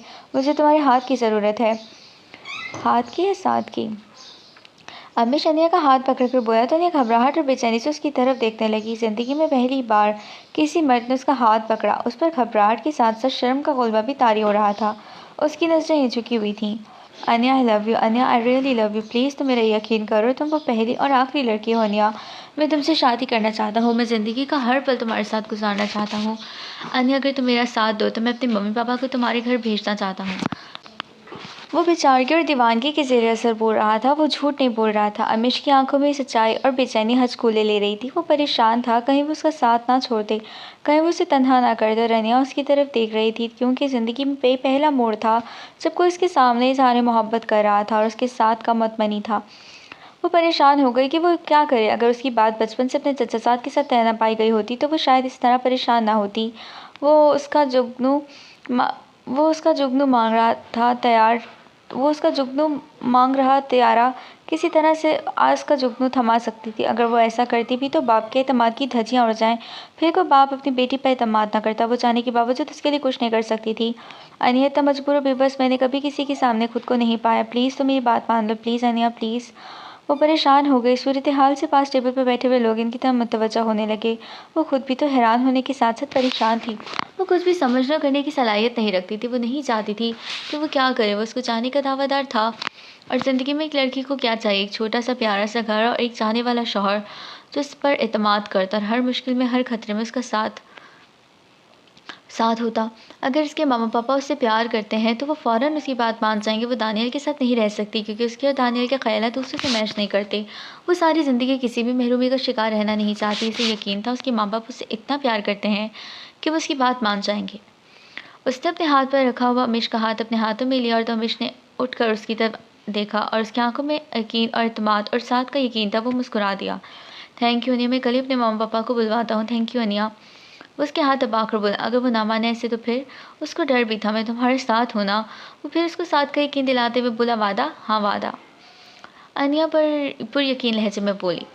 वो बेचैनी से कमरे में इधर से उधर टहल रही थी। वो क्या करे? वो परेशान थी। वो वादा तो कर आई थी, अब समझ से सोच रही थी कि वो किसी से बात करे, कौन इसकी मदद करेगा। और जिसका सबसे पहले उसे ख्याल आया वो नूर थी। अनिया, आर यू ऑल राइट? नूर उसके कमरे में आकर बोली। अनिया ने सबसे पहले दरवाज़ा बंद किया और उसके सामने बेड पर जाकर बैठ गई। अनिया, क्या बात है? नूर परेशानी से पूछने लगी। नूर दरअसल वो हिचकिचाई। ऐसी क्या बात है? मेरी तो जान निकली जा रही। पहले फ़ोन करके फ़ौरन घर आने का बोला और अब ऐसी हरकतें करके परेशान कर रही हो। आखिर मसला क्या है? वो परेशानी से उसे देखते बोली। नूर, वो मुझसे मोहब्बत करता है, बहुत बहुत ज़्यादा मुझसे शादी करना चाहता है। नूर प्लीज़ बताओ मैं क्या करूँ? नूर, वो अपने माँ बाप को मेरे घर भेजना चाहता है। मैंने उससे वादा किया। नूर, वो चाहता है मुझे। वो सियाने अंदाज में बोलने लगी। उसकी आंखों में बहुत सा पानी इकट्ठा हो चुका। वो कभी रोई नहीं थी, अपना न जाने कैसे उसकी आंखों से आंसू बह रहे थे। अनिया, तुम क्या कह रही हो? नूर हैरानी और परेशानी से बोली। नूर, वो मर जाएगा। वो बहुत चाहता है, वो मेरे लिए कुछ भी कर सकता है। मैं क्या करूँ? वो तो मेरे मेरे साथ का मतमनी है। नूर, मैंने उससे वादा किया। वो उसके सामने बोले जा रहे थे। नया तो मैंने आगे बढ़कर उसे गले लगा लिया तो हिचकियों के साथ रो दी। उसे खुद समझ में नहीं आ रहा था उसे क्या हो रहा है। वो किस लिए रो रही है, वो क्या करे, वो कुछ नहीं जानती थी। वो काफ़ी देर तक रोती रही। नूर ने काफ़ी हद तक उससे हौसला दिया, जो अब काफ़ी बेहतर महसूस कर रही थी। चलो बताओ कौन है, क्या करता है, क्या चाहता है, ज़रा तफसील से बताओ। नूर उसे पानी का ग्लास देते हुए बोली। अमिश फराज अहमद। वो पानी का ग्लास हाथ में पकड़ा कर हंसदार अंदाज में बोली, क्या? नूर हैरानी से अनिया की तरफ देखने लगी। अपने सामने वाले घर का अमिश, वो तुम्हें कहाँ कहाँ मिला? वो तो चला गया था ना यहाँ से। वो बेयकीनी से बोलने लगी। तो वो नूर को सारी बात तफसील से बताने लगी कि वो सामने वाले घर से चला क्यों गया। अनिया, तुमने उसे बताया कि तुम एंगेज हो अपने कज़न के साथ? वो अनिया की सारी बात सुनने के बाद बोली, उसे मालूम है। वो सर झुकाते बोली, तुम जानती हो ना कि खाला और खालू भी नहीं मानेंगे, और दूसरी बड़ी वजह यह है कि तुम पहले से एंगेज भी हो। परेशानी से बोली, मैं भी इसी वजह से परेशान हूँ कि मैं क्या करूँ। अनिया उंगलियां मरोड़ते हुए बोली, क्या तुम भी उससे? वो उस खौफ के साथ बोली कि शायद वो उसे प्यार न करती हो, मगर शायद इस वक्त से जो वो उसके साथ रो रही थी, वो इस बात की नफ़ी करता है कि वो हमें उसको पसंद नहीं करती। मेरी कुछ समझ में नहीं आ रहा नूर, मैं क्या करूँ, मैं बहुत परेशान हूँ। अनिया परेशानी से उठते बोली, देखो अनिया, अगर तुम सचमुच उसके लिए कोई ख़ास फीलिंग्स रखती हो तो कुछ भी कुछ सोचा जा सकता है। अगर ऐसा कुछ नहीं तो मेरे ख्याल में ज़्यादा परेशान होने की ज़रूरत नहीं है। तुम उसे आसानी से मना कर सकती हो। नूर अनिया का हाथ पकड़कर उसे अपने पास बिठाकर बोली, फिर उसके हाथों को अपने हाथ में लेकर कहने लगी, अनिया, सबसे पहले तुम अपने दिल को टटोलो। आखिर तुम चाहती क्या हो? क्या तुम मम्मी से प्यार करती हो? सिर्फ चंद जज्बाती फीलिंग्स हैं तुम्हारे दिल में उसके लिए। पहले तुम ठंडे दिमाग से सोचो, फिर कोई कदम उठाना। वो समझाते बोली। फिर नूर काफ़ी देर तक उसे समझाती रही। वो ठंडे दिल दिमाग से सुनती रही। अनिया, मुझे यकीन नहीं आ रहा है तुमने क्या किया। तुम जानती हो उससे क्या होगा? अनिया, पेपर देखकर भी मुझे जाना जाने क्यों अभी तक हैरत हो रही है कि तुम इतना बड़ा कदम उठा सकती हो। नूर बेयकीनी के साथ हाथ में पकड़े हुए निकाहनामे को देखकर बोली। नूर, इसके अलावा मेरे पास और कुछ चारा नहीं था, मैं और क्या करती? वो बेबसी से बोली।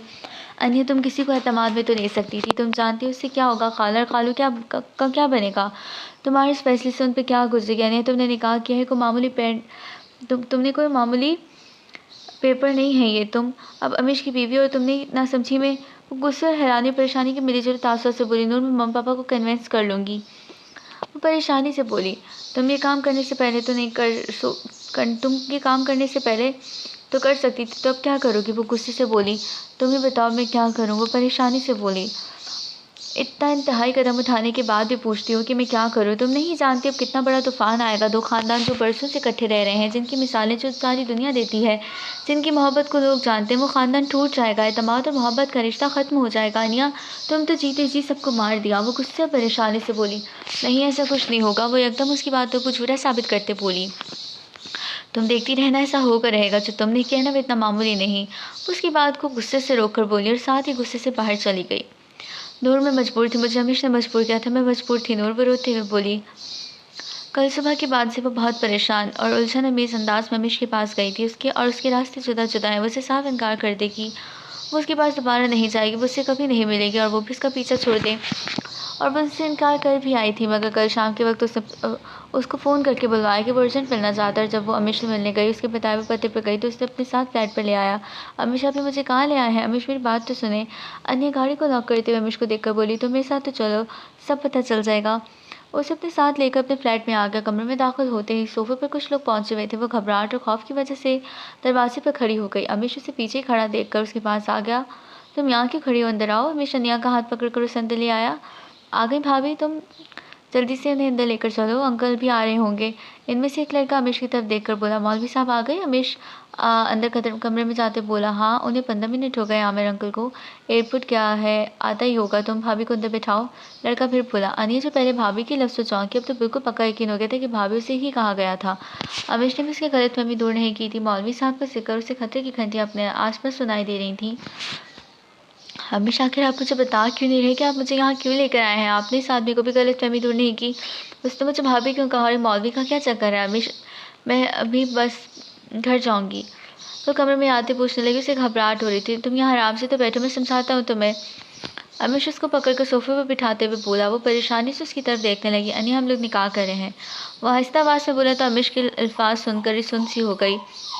उसकी जैसे ताकत ही खत्म हो गई हो। वो हैरानी से उसकी तरफ देखने लगी। अनिया, तुम्हारे मम्मा पापा कभी भी राज़ी नहीं होंगे क्योंकि तुम पहले से एंगेज्ड हो, और मैं तुम्हें किसी भी कीमत पर खोना नहीं चाहता। मैं नहीं चाहता कि मैं सारी उम्र राहें भरते हुए गुजारूं। अनिया, मुझे तुमसे बहुत मोहब्बत है। मैंने इसलिए फ़ैसला किया है कि हम निकाह कर लेते हैं। अमीश अनिया का हाथ पकड़कर बोला, तुम्हारी इस मोहब्बत में मेरे माँ बाप का क्या होगा? तुम्हें तुम्हारी मोहब्बत मिल जाएगी और मुझसे सारी उम्र के लिए मेरे माँ बाप पिछड़ जाएंगे। अनिया आंसू बहाते बोले तो अमीश जल्दी से बोला, अनिया, वो कभी भी तुमसे दूर नहीं होंगे। मैं कोई अच्छा वक्त देखकर तुम्हारे मामा पापा से बात कर लूँगा और तुम भी कोई अच्छा वक्त देखकर बता देना। मुझे उम्मीद है वो नाराज़ नहीं होंगे, क्योंकि माँ बाप कभी भी अपनी औलाद से नाराज़ नहीं होते। और वैसे भी तुम्हें एक ना एक दिन तो शादी करनी है ना, उनसे दूर तो होना ही है। अमीश उसे प्यार से समझाते बोला, प्लीज़ अनिया, समझने की कोशिश करो। मैं वादा करता हूँ कि तुम्हारे माँ बाप को मैं समझाऊंगा और मुझे उम्मीद है कि वो मान जाएंगे। वो हमारे साथ रहेंगे, तुम उनसे मिलने भी जाओगी, वो भी खुशी से तुम्हें मिलेंगे। अमीश उसे हर किस्म के खौफ से आज़ाद करते बोला, और अगर ऐसा ना हुआ तो? वो डर और खौफ की वजह से फिर उसकी तरफ देखकर बोली। उसके दिल में लाख खौफ और वसवसे थे जिन्हें वो किसी भी तरह से दूर नहीं कर सकती थी। निकाहनामे पर दस्तखत करते हुए वो बहुत रोई थी, यहाँ तक कि उसके पापा भी परेशान हो गए थे। उन्होंने 2-3 बार पूछा भी, अमीश बेटा, क्या वो खुश है? और वो हर बार गड़बड़ा जाता और उन्हें इस तरह से मुतमिन करने की कोशिश करता, मगर अनिया खुद को मुतमिन नहीं कर पा रही थी। वो बहुत खौफज़दा थी। ज़िंदगी का इतना अहम फैसला, उसके माँ बाप का साया, इनकी शफ़क़त, दुआ और प्यार भरा हाथ उसके सर पर ना था। कोई सहेली, कोई साथी नहीं थी उसके पास। साथ वो अकेली थी और न जाने क्यों उसे ऐसा लग रहा था उसे अब सारी ज़िंदगी के लिए अकेले रहना है। मगर घर आकर भी वो परेशान थी, बहुत रोई। अगली सुबह निकाहनामा भी उसके हाथ में था। उसने नूर को सबसे पहले दिखाया, मगर क्या हुआ, क्या मिला? उसका खौफ, उसकी उलझन और बढ़ गई और वो फिक्रमंद हो गई। न जाने क्यों उसे ऐसा लग रहा था कि ये बात ज़्यादा देर तक छुपाई नहीं जाएगी, अकेली रह जाएगी वो। शायद उसका डर ठीक था, उसका दिल बिला वजह नहीं घबरा रहा था। जिस तूफ़ान का इंतज़ार था वो आ गया था। वो 1 हफ्ते के बाद कॉलेज आना शुरू हुई। वापसी पर जब वो गेट से बाहर गई तो उसे लेने के लिए इमरान भाई आ गए थे। इमरान भाई, आप? वो उन्हें अपने कॉलेज के बाहर देखकर हैरान हुई। नूर और रामनाथ छुट्टी पर थी। हाँ, तुम चलो गाड़ी में बैठो। वो संजीदा अंदाज में बोले तो नहीं उन्हें देखने, लेकिन मगर भाई, मेरी गाड़ी। तुम अपनी गाड़ी की फिक्र मत करो, मैंने जो कहा है वो करो। वो सख्त लहजे में बोले तो नहीं खामोशी से गाड़ी में बैठ गई। सारे रास्ते वो खौफज़दा और परेशान थी। जिस तूफ़ान से वो डर रही थी वो पहुंच चुका था। जब वो घर पहुंची तो टीवी लाउंज में सब जमा थे। वो वहीं दरवाजे में ही खड़े हो गए, क्योंकि अमीश भी वहाँ मौजूद था। मिस्टर फ़ारूक उसके पास आए और एक ज़ोरदार थप्पड़ उसके मुंह पर दे मारा। इतना अचानक और इतना गैरमुतवक्का थप्पड़ था कि अनिया के हाथ में पकड़ा हुआ बैग भी ज़मीन पर गिर चुका। उसकी आंखों से खुद ब खुद ही पानी बह जा रहा था। उसने बेचैनी के साथ अपने बाप की तरफ देखा था, जहाँ गम और गुस्से की वजह से तासुरात अजीब हो रहे थे। ज़िंदगी में पहली बार उसे अपने बाप से थप्पड़ खाना पड़ा, और शायद ज़िंदगी में पहली बार ही उसने काम भी ऐसा किया था जो माफ़ नहीं किया जा सकता था। वो शर्मिंदगी और ज़िल्लत के एहसास से वो सर ही नहीं उठा सकी।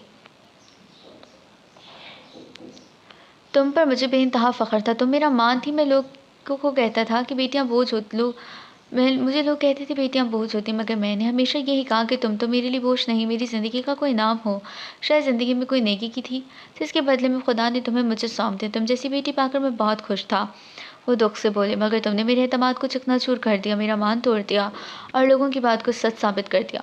आखिर में उनके लहजे में दुख के मान के टूट जाने की वजह से उनका लहजा गर्जियों से भरा था, जैसे तमाम उम्मीदों को किसी ने पकड़ कर कुचल डाला हो।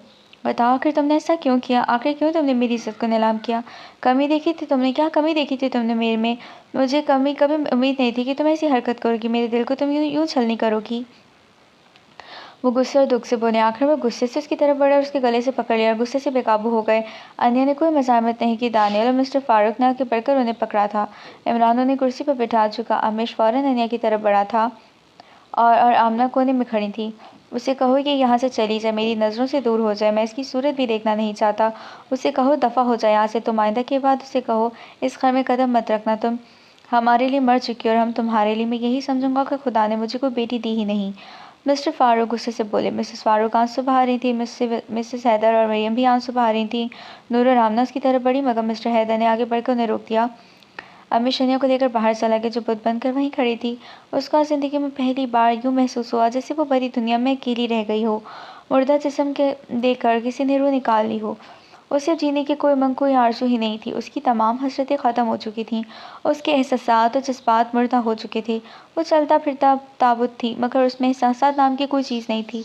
अमीश के हर किस्म के एहसासात को वो जानना ही नहीं चाहती थी। उसे क्या पसंद और नापसंद, ऐसे वो कैसे देखना चाहता था, वो कैसा कुछ भी नहीं करना चाहती थी। अमीश उसको लेकर लाहौर आ गया था। यहाँ पर उसकी वालिदा और वालिद ने बहुत अच्छे तरीके से खैर मकदम किया। उसे वो एक महीना मोहब्बत से और तवज्जो दे रहे थे और उसे बिल्कुल बेटियों जैसा समझा। उसे एहसास दिलाया जा रहा था कि वो जिंदा है। अनिया ने बहुत ज़्यादा तवज्जो और अपनी अहमियत को देखते हुए उनके प्यार को खाली हाथ ना लौटाया था, क्योंकि वो समझती थी कि इस सारे इक़दाम में उनका कोई कसूर नहीं। वो उनसे बिल्कुल आराम से प्यार से बात करती, मगर इतनी जितनी इसको ज़रूरत थी। उससे बात करने की ज़रूरत ही महसूस नहीं होती थी। वो समझती थी कि वो जितना वो पहले बोलती, अब शायद इसके पास और ज़्यादा बोलने के लिए कोई लफ्ज़, कोई वजह नहीं थी। वो पहले फजूल बोलती आई थी, अब सब कुछ ख़त्म हो चुका, इसलिए अल्फाज़ इज़हार और बोलने के लिए वो वजह शायद इसके पास कुछ भी नहीं बचा था। अमीर से वो किसी भी किस्म की बात करना नहीं चाहती थी। यही वजह थी कि एक कमरे में सोने के बावजूद भी वो भी एक दूसरे से कोई बात नहीं कर सके थे।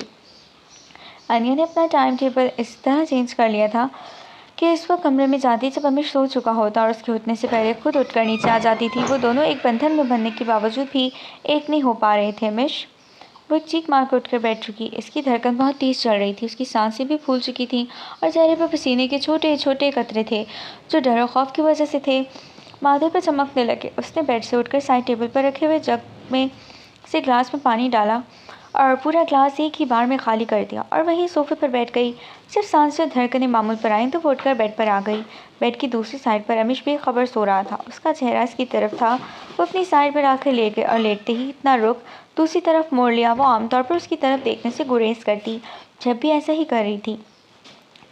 मरी से वो लोग एक दिन पहले ही वापस आ गए। पूरे एक हफ्ते अमीश ने किसी भी किस्म की कोई बात नहीं की, किसी भी किस्म का कोई तासुर नहीं दिया कि इसके अल्फाज ने इस पर क्या सितम छाया। अनिया ने भी अभी डरावना ख्वाब देखा था। उसके बारे में सोच सोच कर उसे छुरछुरी आ गई। अगर वो ख्वाब सच होता, अगर वो हकीकत होती तो इससे ज़्यादा उसे सोचा ही नहीं गया। उसने अपना रुख अमीश की तरफ कर दिया, फिर ढेरों दुआएं की थीं अमीश की सलामती के लिए, ताकि इस पर किसी भी किस्म की कोई मुसीबत ना आए। और अपनी इस दुआ पर वो खुद भी बहुत हैरान हुई थी। और दानिस्ता उसकी नज़र अमीश के चेहरे की तरफ आई। वो सोया हुआ था, बेखबर। उसके चेहरे पर थकन के आसार थे। अगर देखा जाए सूरत हाल में खुश अगर ये नहीं थी तो खुश वो भी नहीं था। अगर वो बेसुकून थी तो सुकून उसे भी नहीं था। अगर चैन उसका लिया था तो उसे भी करार नहीं था। अगर जज्बात और एहसासात का कत्ल हुआ था तो उसके भी जज्बात और एहसासात का खून हुआ था। एक बिस्तर पर सोने के बावजूद वो एक नहीं हुए थे।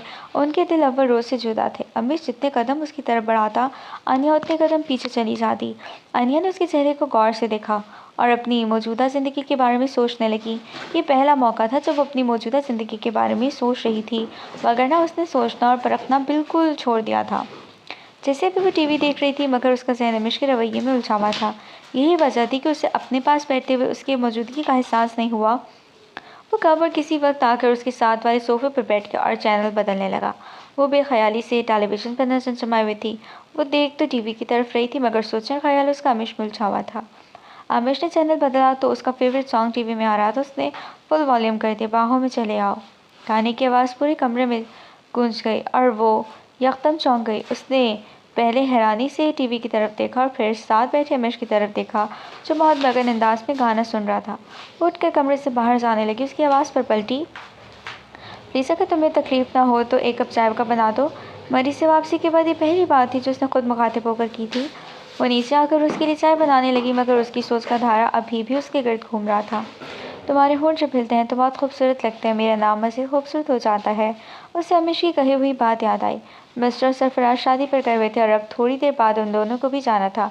शादी के बाद ये पहला मौका था उसके ख़ानदान से मुकम्मल तारुफ का, और वो बहुत कंफ्यूज थी कि वो क्या करे, क्या रिएक्ट करे। क्या रिएक्ट करेंगे उसके ख़ानदान वाले। वो चाय बनाकर अमीश के लिए लेकर आई और उसे पकड़ा कर वापस मुड़ने लगी। जब वो बोला, क्या करने गई हो? वो कंफ्यूज हो गई, हाथ मसलते बोली, कुछ नहीं, बस। जब कुछ भी बात ना बन सकी तो फिर से पूछने लगी, कोई काम था? वो सवालिया अंदाज में उसकी तरफ देखने लगी। नहीं, तुमने अपने कपड़े प्रेस कर लिए हैं? वो जवाब देकर फिर पूछने लगा, नहीं। वो मुजरमाना अंदाज में बोली, तो जल्दी से कर लो, हमें शादी पर चलना है। वो अपनी बात कहकर खामोश हो गया। अब उसे क्या कहती। वो खामोशी से अपनी वार्डरोब खोलकर खड़ी हो गई, बेध्यानी में कपड़े इधर से उधर करने लगी। 15 मिनट वार्डरोब पर खड़ी रही। उसे कुछ समझ में नहीं आ रहा था कि वो क्या पहने। अमीश पहले तो उसको देखता रहा, फिर जब उसने देखा कि उसका ध्यान कहीं भी नहीं है, वो बेध्यानी में कपड़े इधर से उधर कर रही है, तो वो उठकर उसके पास आ गया और बिल्कुल उसके पीछे खड़ा होकर उसकी हरकत और सिकनात देखने लगा। तुम पिछले 15 मिनट से क्यों ही खड़ी हो? अमीश की आवाज़ पर वो उछल कर पीछे हुई थी।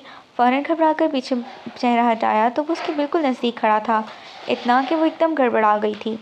उसकी कुछ समझ ही में नहीं आ रहा था।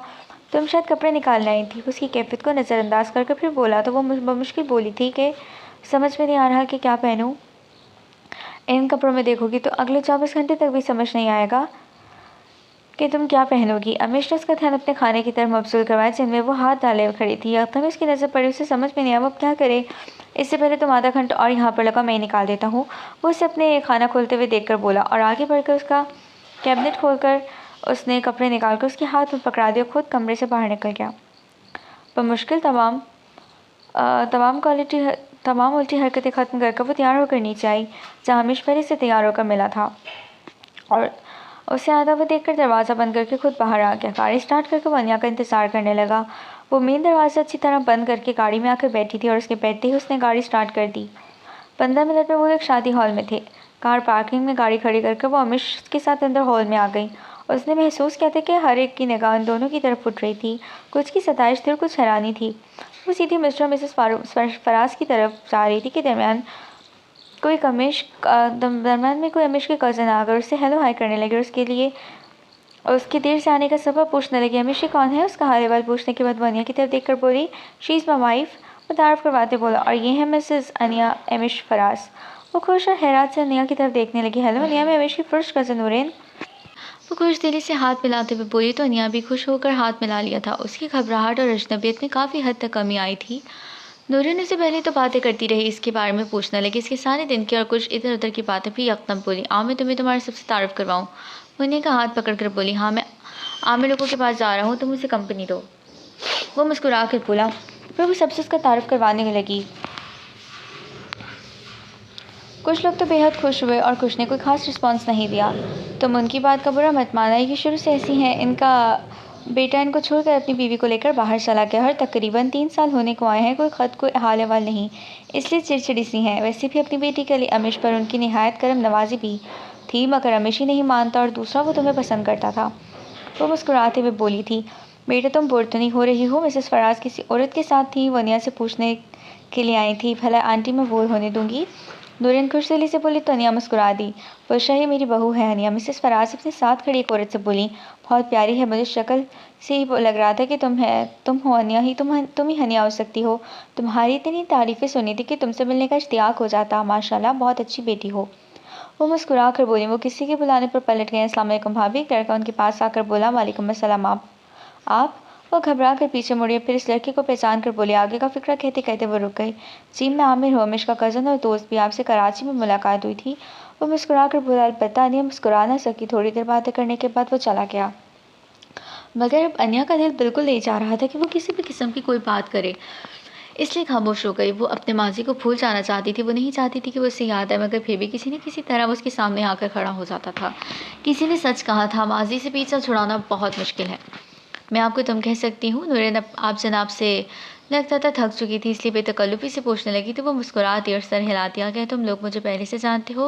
वो डरते हुए पूछने लगी, मगर वो दरमियान में बोल पड़ी, जानते थे, इतनी अच्छी जान पहचानती थी कि क्या बताऊँ। अमीश ने आपके बारे में क्या क्या बताया था। इसके प्यार की कहानी को इतनी पॉपुलर है कि क्या बताऊँ। छोटे बड़े सब देखना चाहते थे कि लड़की में ऐसी क्या बात है जो उसने इस जैसे लड़के को अपना असीर कर लिया है, क्योंकि हमेशा हमारे पूरे ख़ानदान में रिज़र्व रहने वाला ज़बरदस्त किस्म की पर्सनालिटी का मालिक है। हर लड़की सपने में इसको अपने साथ देखती रही थी, मगर यकदम तुम्हारी एंट्री ने इनका चांस जो गोल्डन होने जा रहा था रोक दिया। जब भी हमेश कराची से लाहौर आता, हम सब इकट्ठे होकर उससे तुम्हारे बारे में सुनते, कैसी हो, क्या करती हो। और जब तुम लोग शादी करके वापस आए तो तुमसे मिलने का बेहद शौक़ था, मगर रमेश की वजह से तुमसे मिल नहीं सके। इसका कहना था कि अभी तुम इस पोजीशन में नहीं हो, वरना हम तुमसे बहुत पहले मिल चुके होते, क्योंकि ये हमारे ख़ानदान में दूसरी शादी है जो लव स्टोरी है, और मेरी दुआ है कि पहली स्टोरी की तरह ये स्टोरी भी कामयाब हो जाए और उसको किसी की नज़र ना लगे। वो खलूस से दिल से दुआ देते बोली तो वो मशकूर और मोहब्बत से उसकी तरफ देखने लगी। फिर वो काफ़ी देर तक एक दूसरे से बातें करती रहीं। कई दूसरी कज़न्स भी इन लोगों के साथ शामिल थी। हर कोई इश्तियाक से मिल रहा था। वापसी का रास्ता बहुत खुशगवार कटा था। वो जो जाते वक्त घबरा रही थी कि क्या होगा, तो ऐसा कुछ भी नहीं हुआ था। अलबत्ता वो लोग इंतज़ार में थे और वो बहुत खुश और मुतमईन थी। शादी के बाद पहली बार ऐसा मौका आया जब वो खुलकर मुस्कुराई थी और पहले की तरह ढेरों बातें की। जब वो लोग घर पर आए तो अनिया ऊपर अपने कमरे में कपड़े बदलने चली गई। मिस्टर और मिसेस सरफराज भी नहीं आए थे। उनका सुबह आने का प्रोग्राम था। खुद इन दोनों को भी उन्होंने रोका था, मगर अमीश माजरत करके वापस आ गया। वो कपड़े बदल कर सरशारी से बेड पर पहुँच गई और खुश दिली से मुस्कुराते हुए आज के दिन के बारे में सोचने लगी। आज कितना मोतबर था। वो खुश थी। अमीश कपड़े बदल कर वापस निकला। वो बेड की पाइंदी पर सर हिलाकर मुस्कुरा रही थी। उसका ध्यान इसकी तरफ नहीं था। वो अपने ख्यालों में गुम थी। जब वो टीवी ऑन कर बैठ गया तो अनिया यकदम अपने होशो हवास में वापस आई। Thank you Amish. आज के दिन गुजरने के लिए बेस की शुक्रगुजार थी कि उसके कज़न ने, उसके ख़ानदान ने आज उसे मोतबर कर दिया, इसलिए वो उसका शुक्रिया अदा करना चाहती थी। वो जो समझी थी कि वो किसी के सामने भी मोतबर नहीं होगी, उसे घर से भाग जाने वाली लड़की का खिताब मिलेगा, बल्कि ऐसा कुछ भी नहीं हुआ था। वहाँ सब बहुत खुश दिली से मिले। किस सिलसिले में? वो रिमोट एक तरफ रखकर हैरानी से पूछने लगा। आज के दिन की वजह से। वो खुश दिली से बोली। आज क्या खास बात है जो तुम खुश हो? वो साबका मूड में बोला। आज तुम्हारे ख़ानदान वालों ने मुझे कबूल कर लिया है। वो आराम से बोली। तो क्या पहले निकाल दिया था? या वो तंज कर रहा था या फिर समझ नहीं पा रहा था। वो बिल्कुल उसके रवैये को समझ नहीं पा रही थी। मेरा मतलब ये नहीं था। मैं कहना चाह रही थी कि पहले मैं खुद को दूसरों की नज़रों में अपने लिए ज़िल्लत महसूस करती थी। मुझे लगता था कि दूसरे मुझे कबूल नहीं करेंगे। आज मैं मोतबर हो गई। तुम्हारे ख़ानदान वालों ने मेरे ख्याल को गलत साबित कर दिया। वो वजह देते बोली। तो क्या जब मेरे माँ बाप ने कबूल किया था तो तुम खुद को खुशनसीब महसूस नहीं करती थी? तब क्या तुम खुद को मोतबर महसूस नहीं करती थी? आज ऐसी क्या ख़ास बात हुई जो तुम खुद को मोतबर महसूस करती हो? वो अभी भी तंज कर रहा था। अमीश तुम गलत समझ रहे हो। मेरा मतलब ये हरगिज़ नहीं था। मैं अच्छी तरह जानता हूँ तुम आज तक लोगों की नज़रों से देखती आई हो और तुमने कभी मेरे माँ बाप को वो इज्जत नहीं दी जो तुम अपने माँ बाप को देती हो। तुम वैसा ही सोचती हो जैसा लोग सोचते हैं। वन्या की बात काट कर बोला। और अगर देखा जाए तो हर इंसान के खुद साख्ता मफरूज़े ही होते हैं जो इंसान को ऐसा सोचने पर मजबूर कर देते हैं। किसी इंसान की जब तक कोई मजाल नहीं कि कोई दूसरा शख्स उसकी ज़िंदगी में आकर बातें बनाए।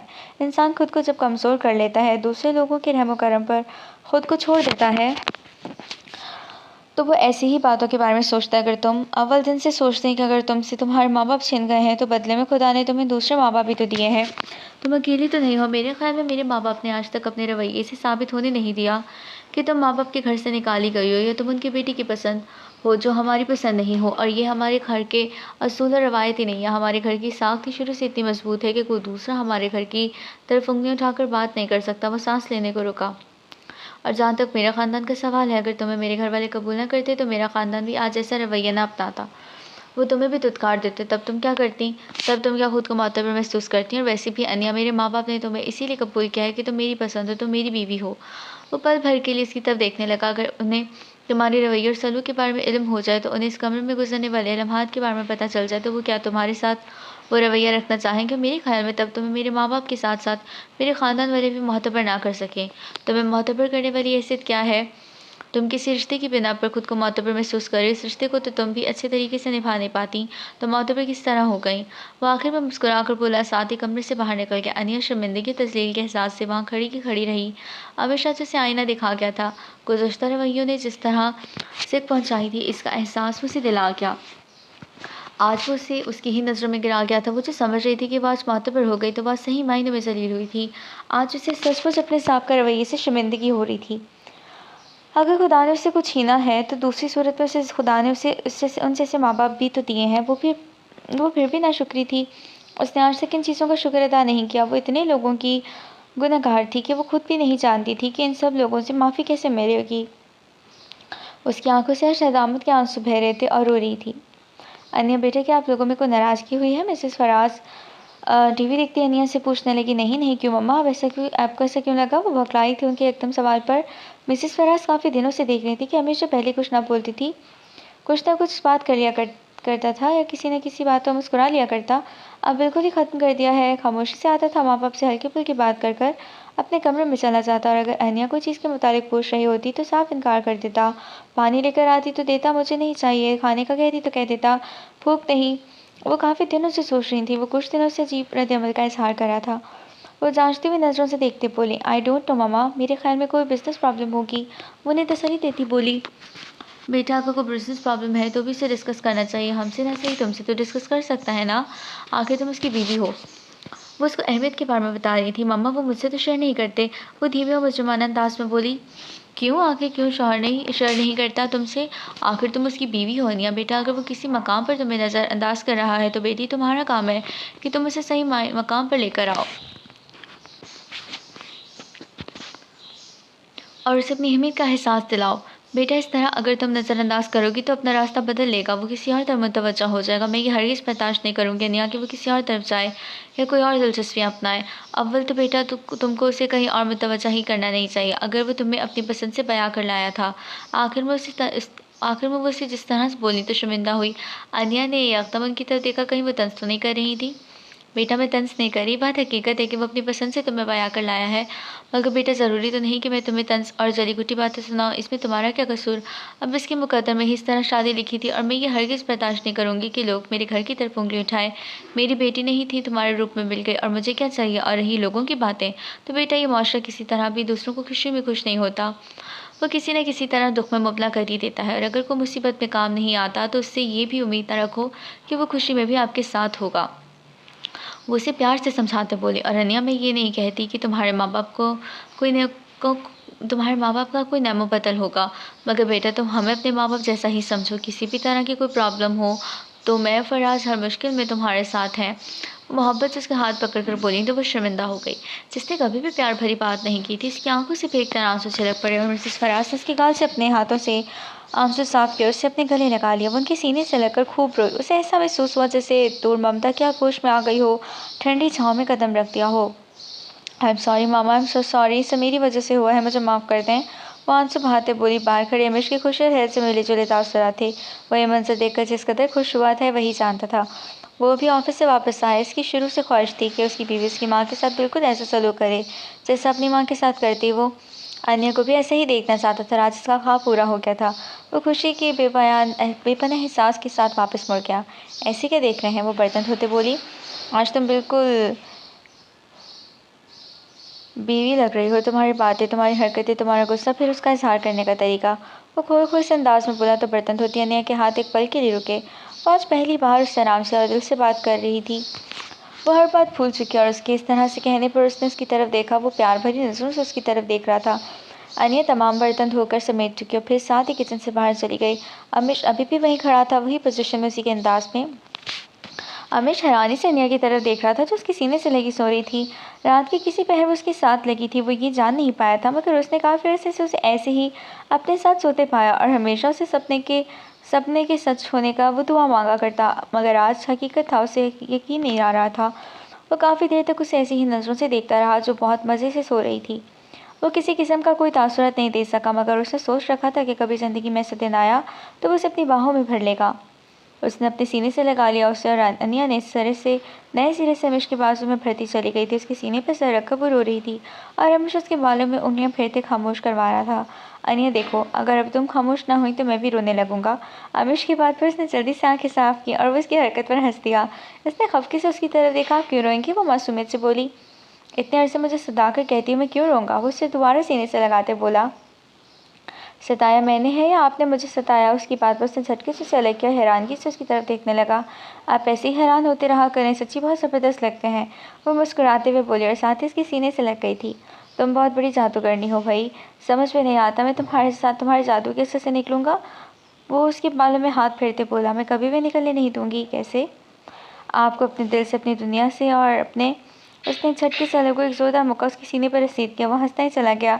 उसकी चालाकी पर बोली, बहुत चालाक है, मतलब की बात मुझसे उगलवा ली। वो मस्तूरी खफगी से बोली तो वो फिर भरपूर खेका लगा कर बोला, तुम भी तो मुश्किलों से कुछ बोली हो, मैं कैसे मौका हाथ से जाने देता।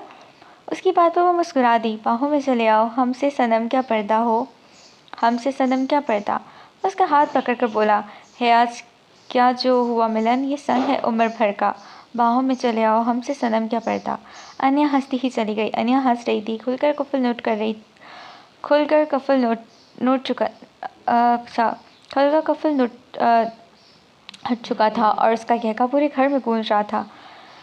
ख़त्म शोध से यहाँ पर प्यारी सी एक स्वीट सी स्टोरी एंड हुई है। आप लोग बताएं आप लोगों को कैसी लगी। अच्छी लव स्टोरी बेस पर था और अच्छा था, मतलब मुझे अच्छा लगा। ठीक है, सो मिलते हैं नेक्स्ट नॉवल के साथ। दुआ में याद रखें। अल्लाह हाफिज़।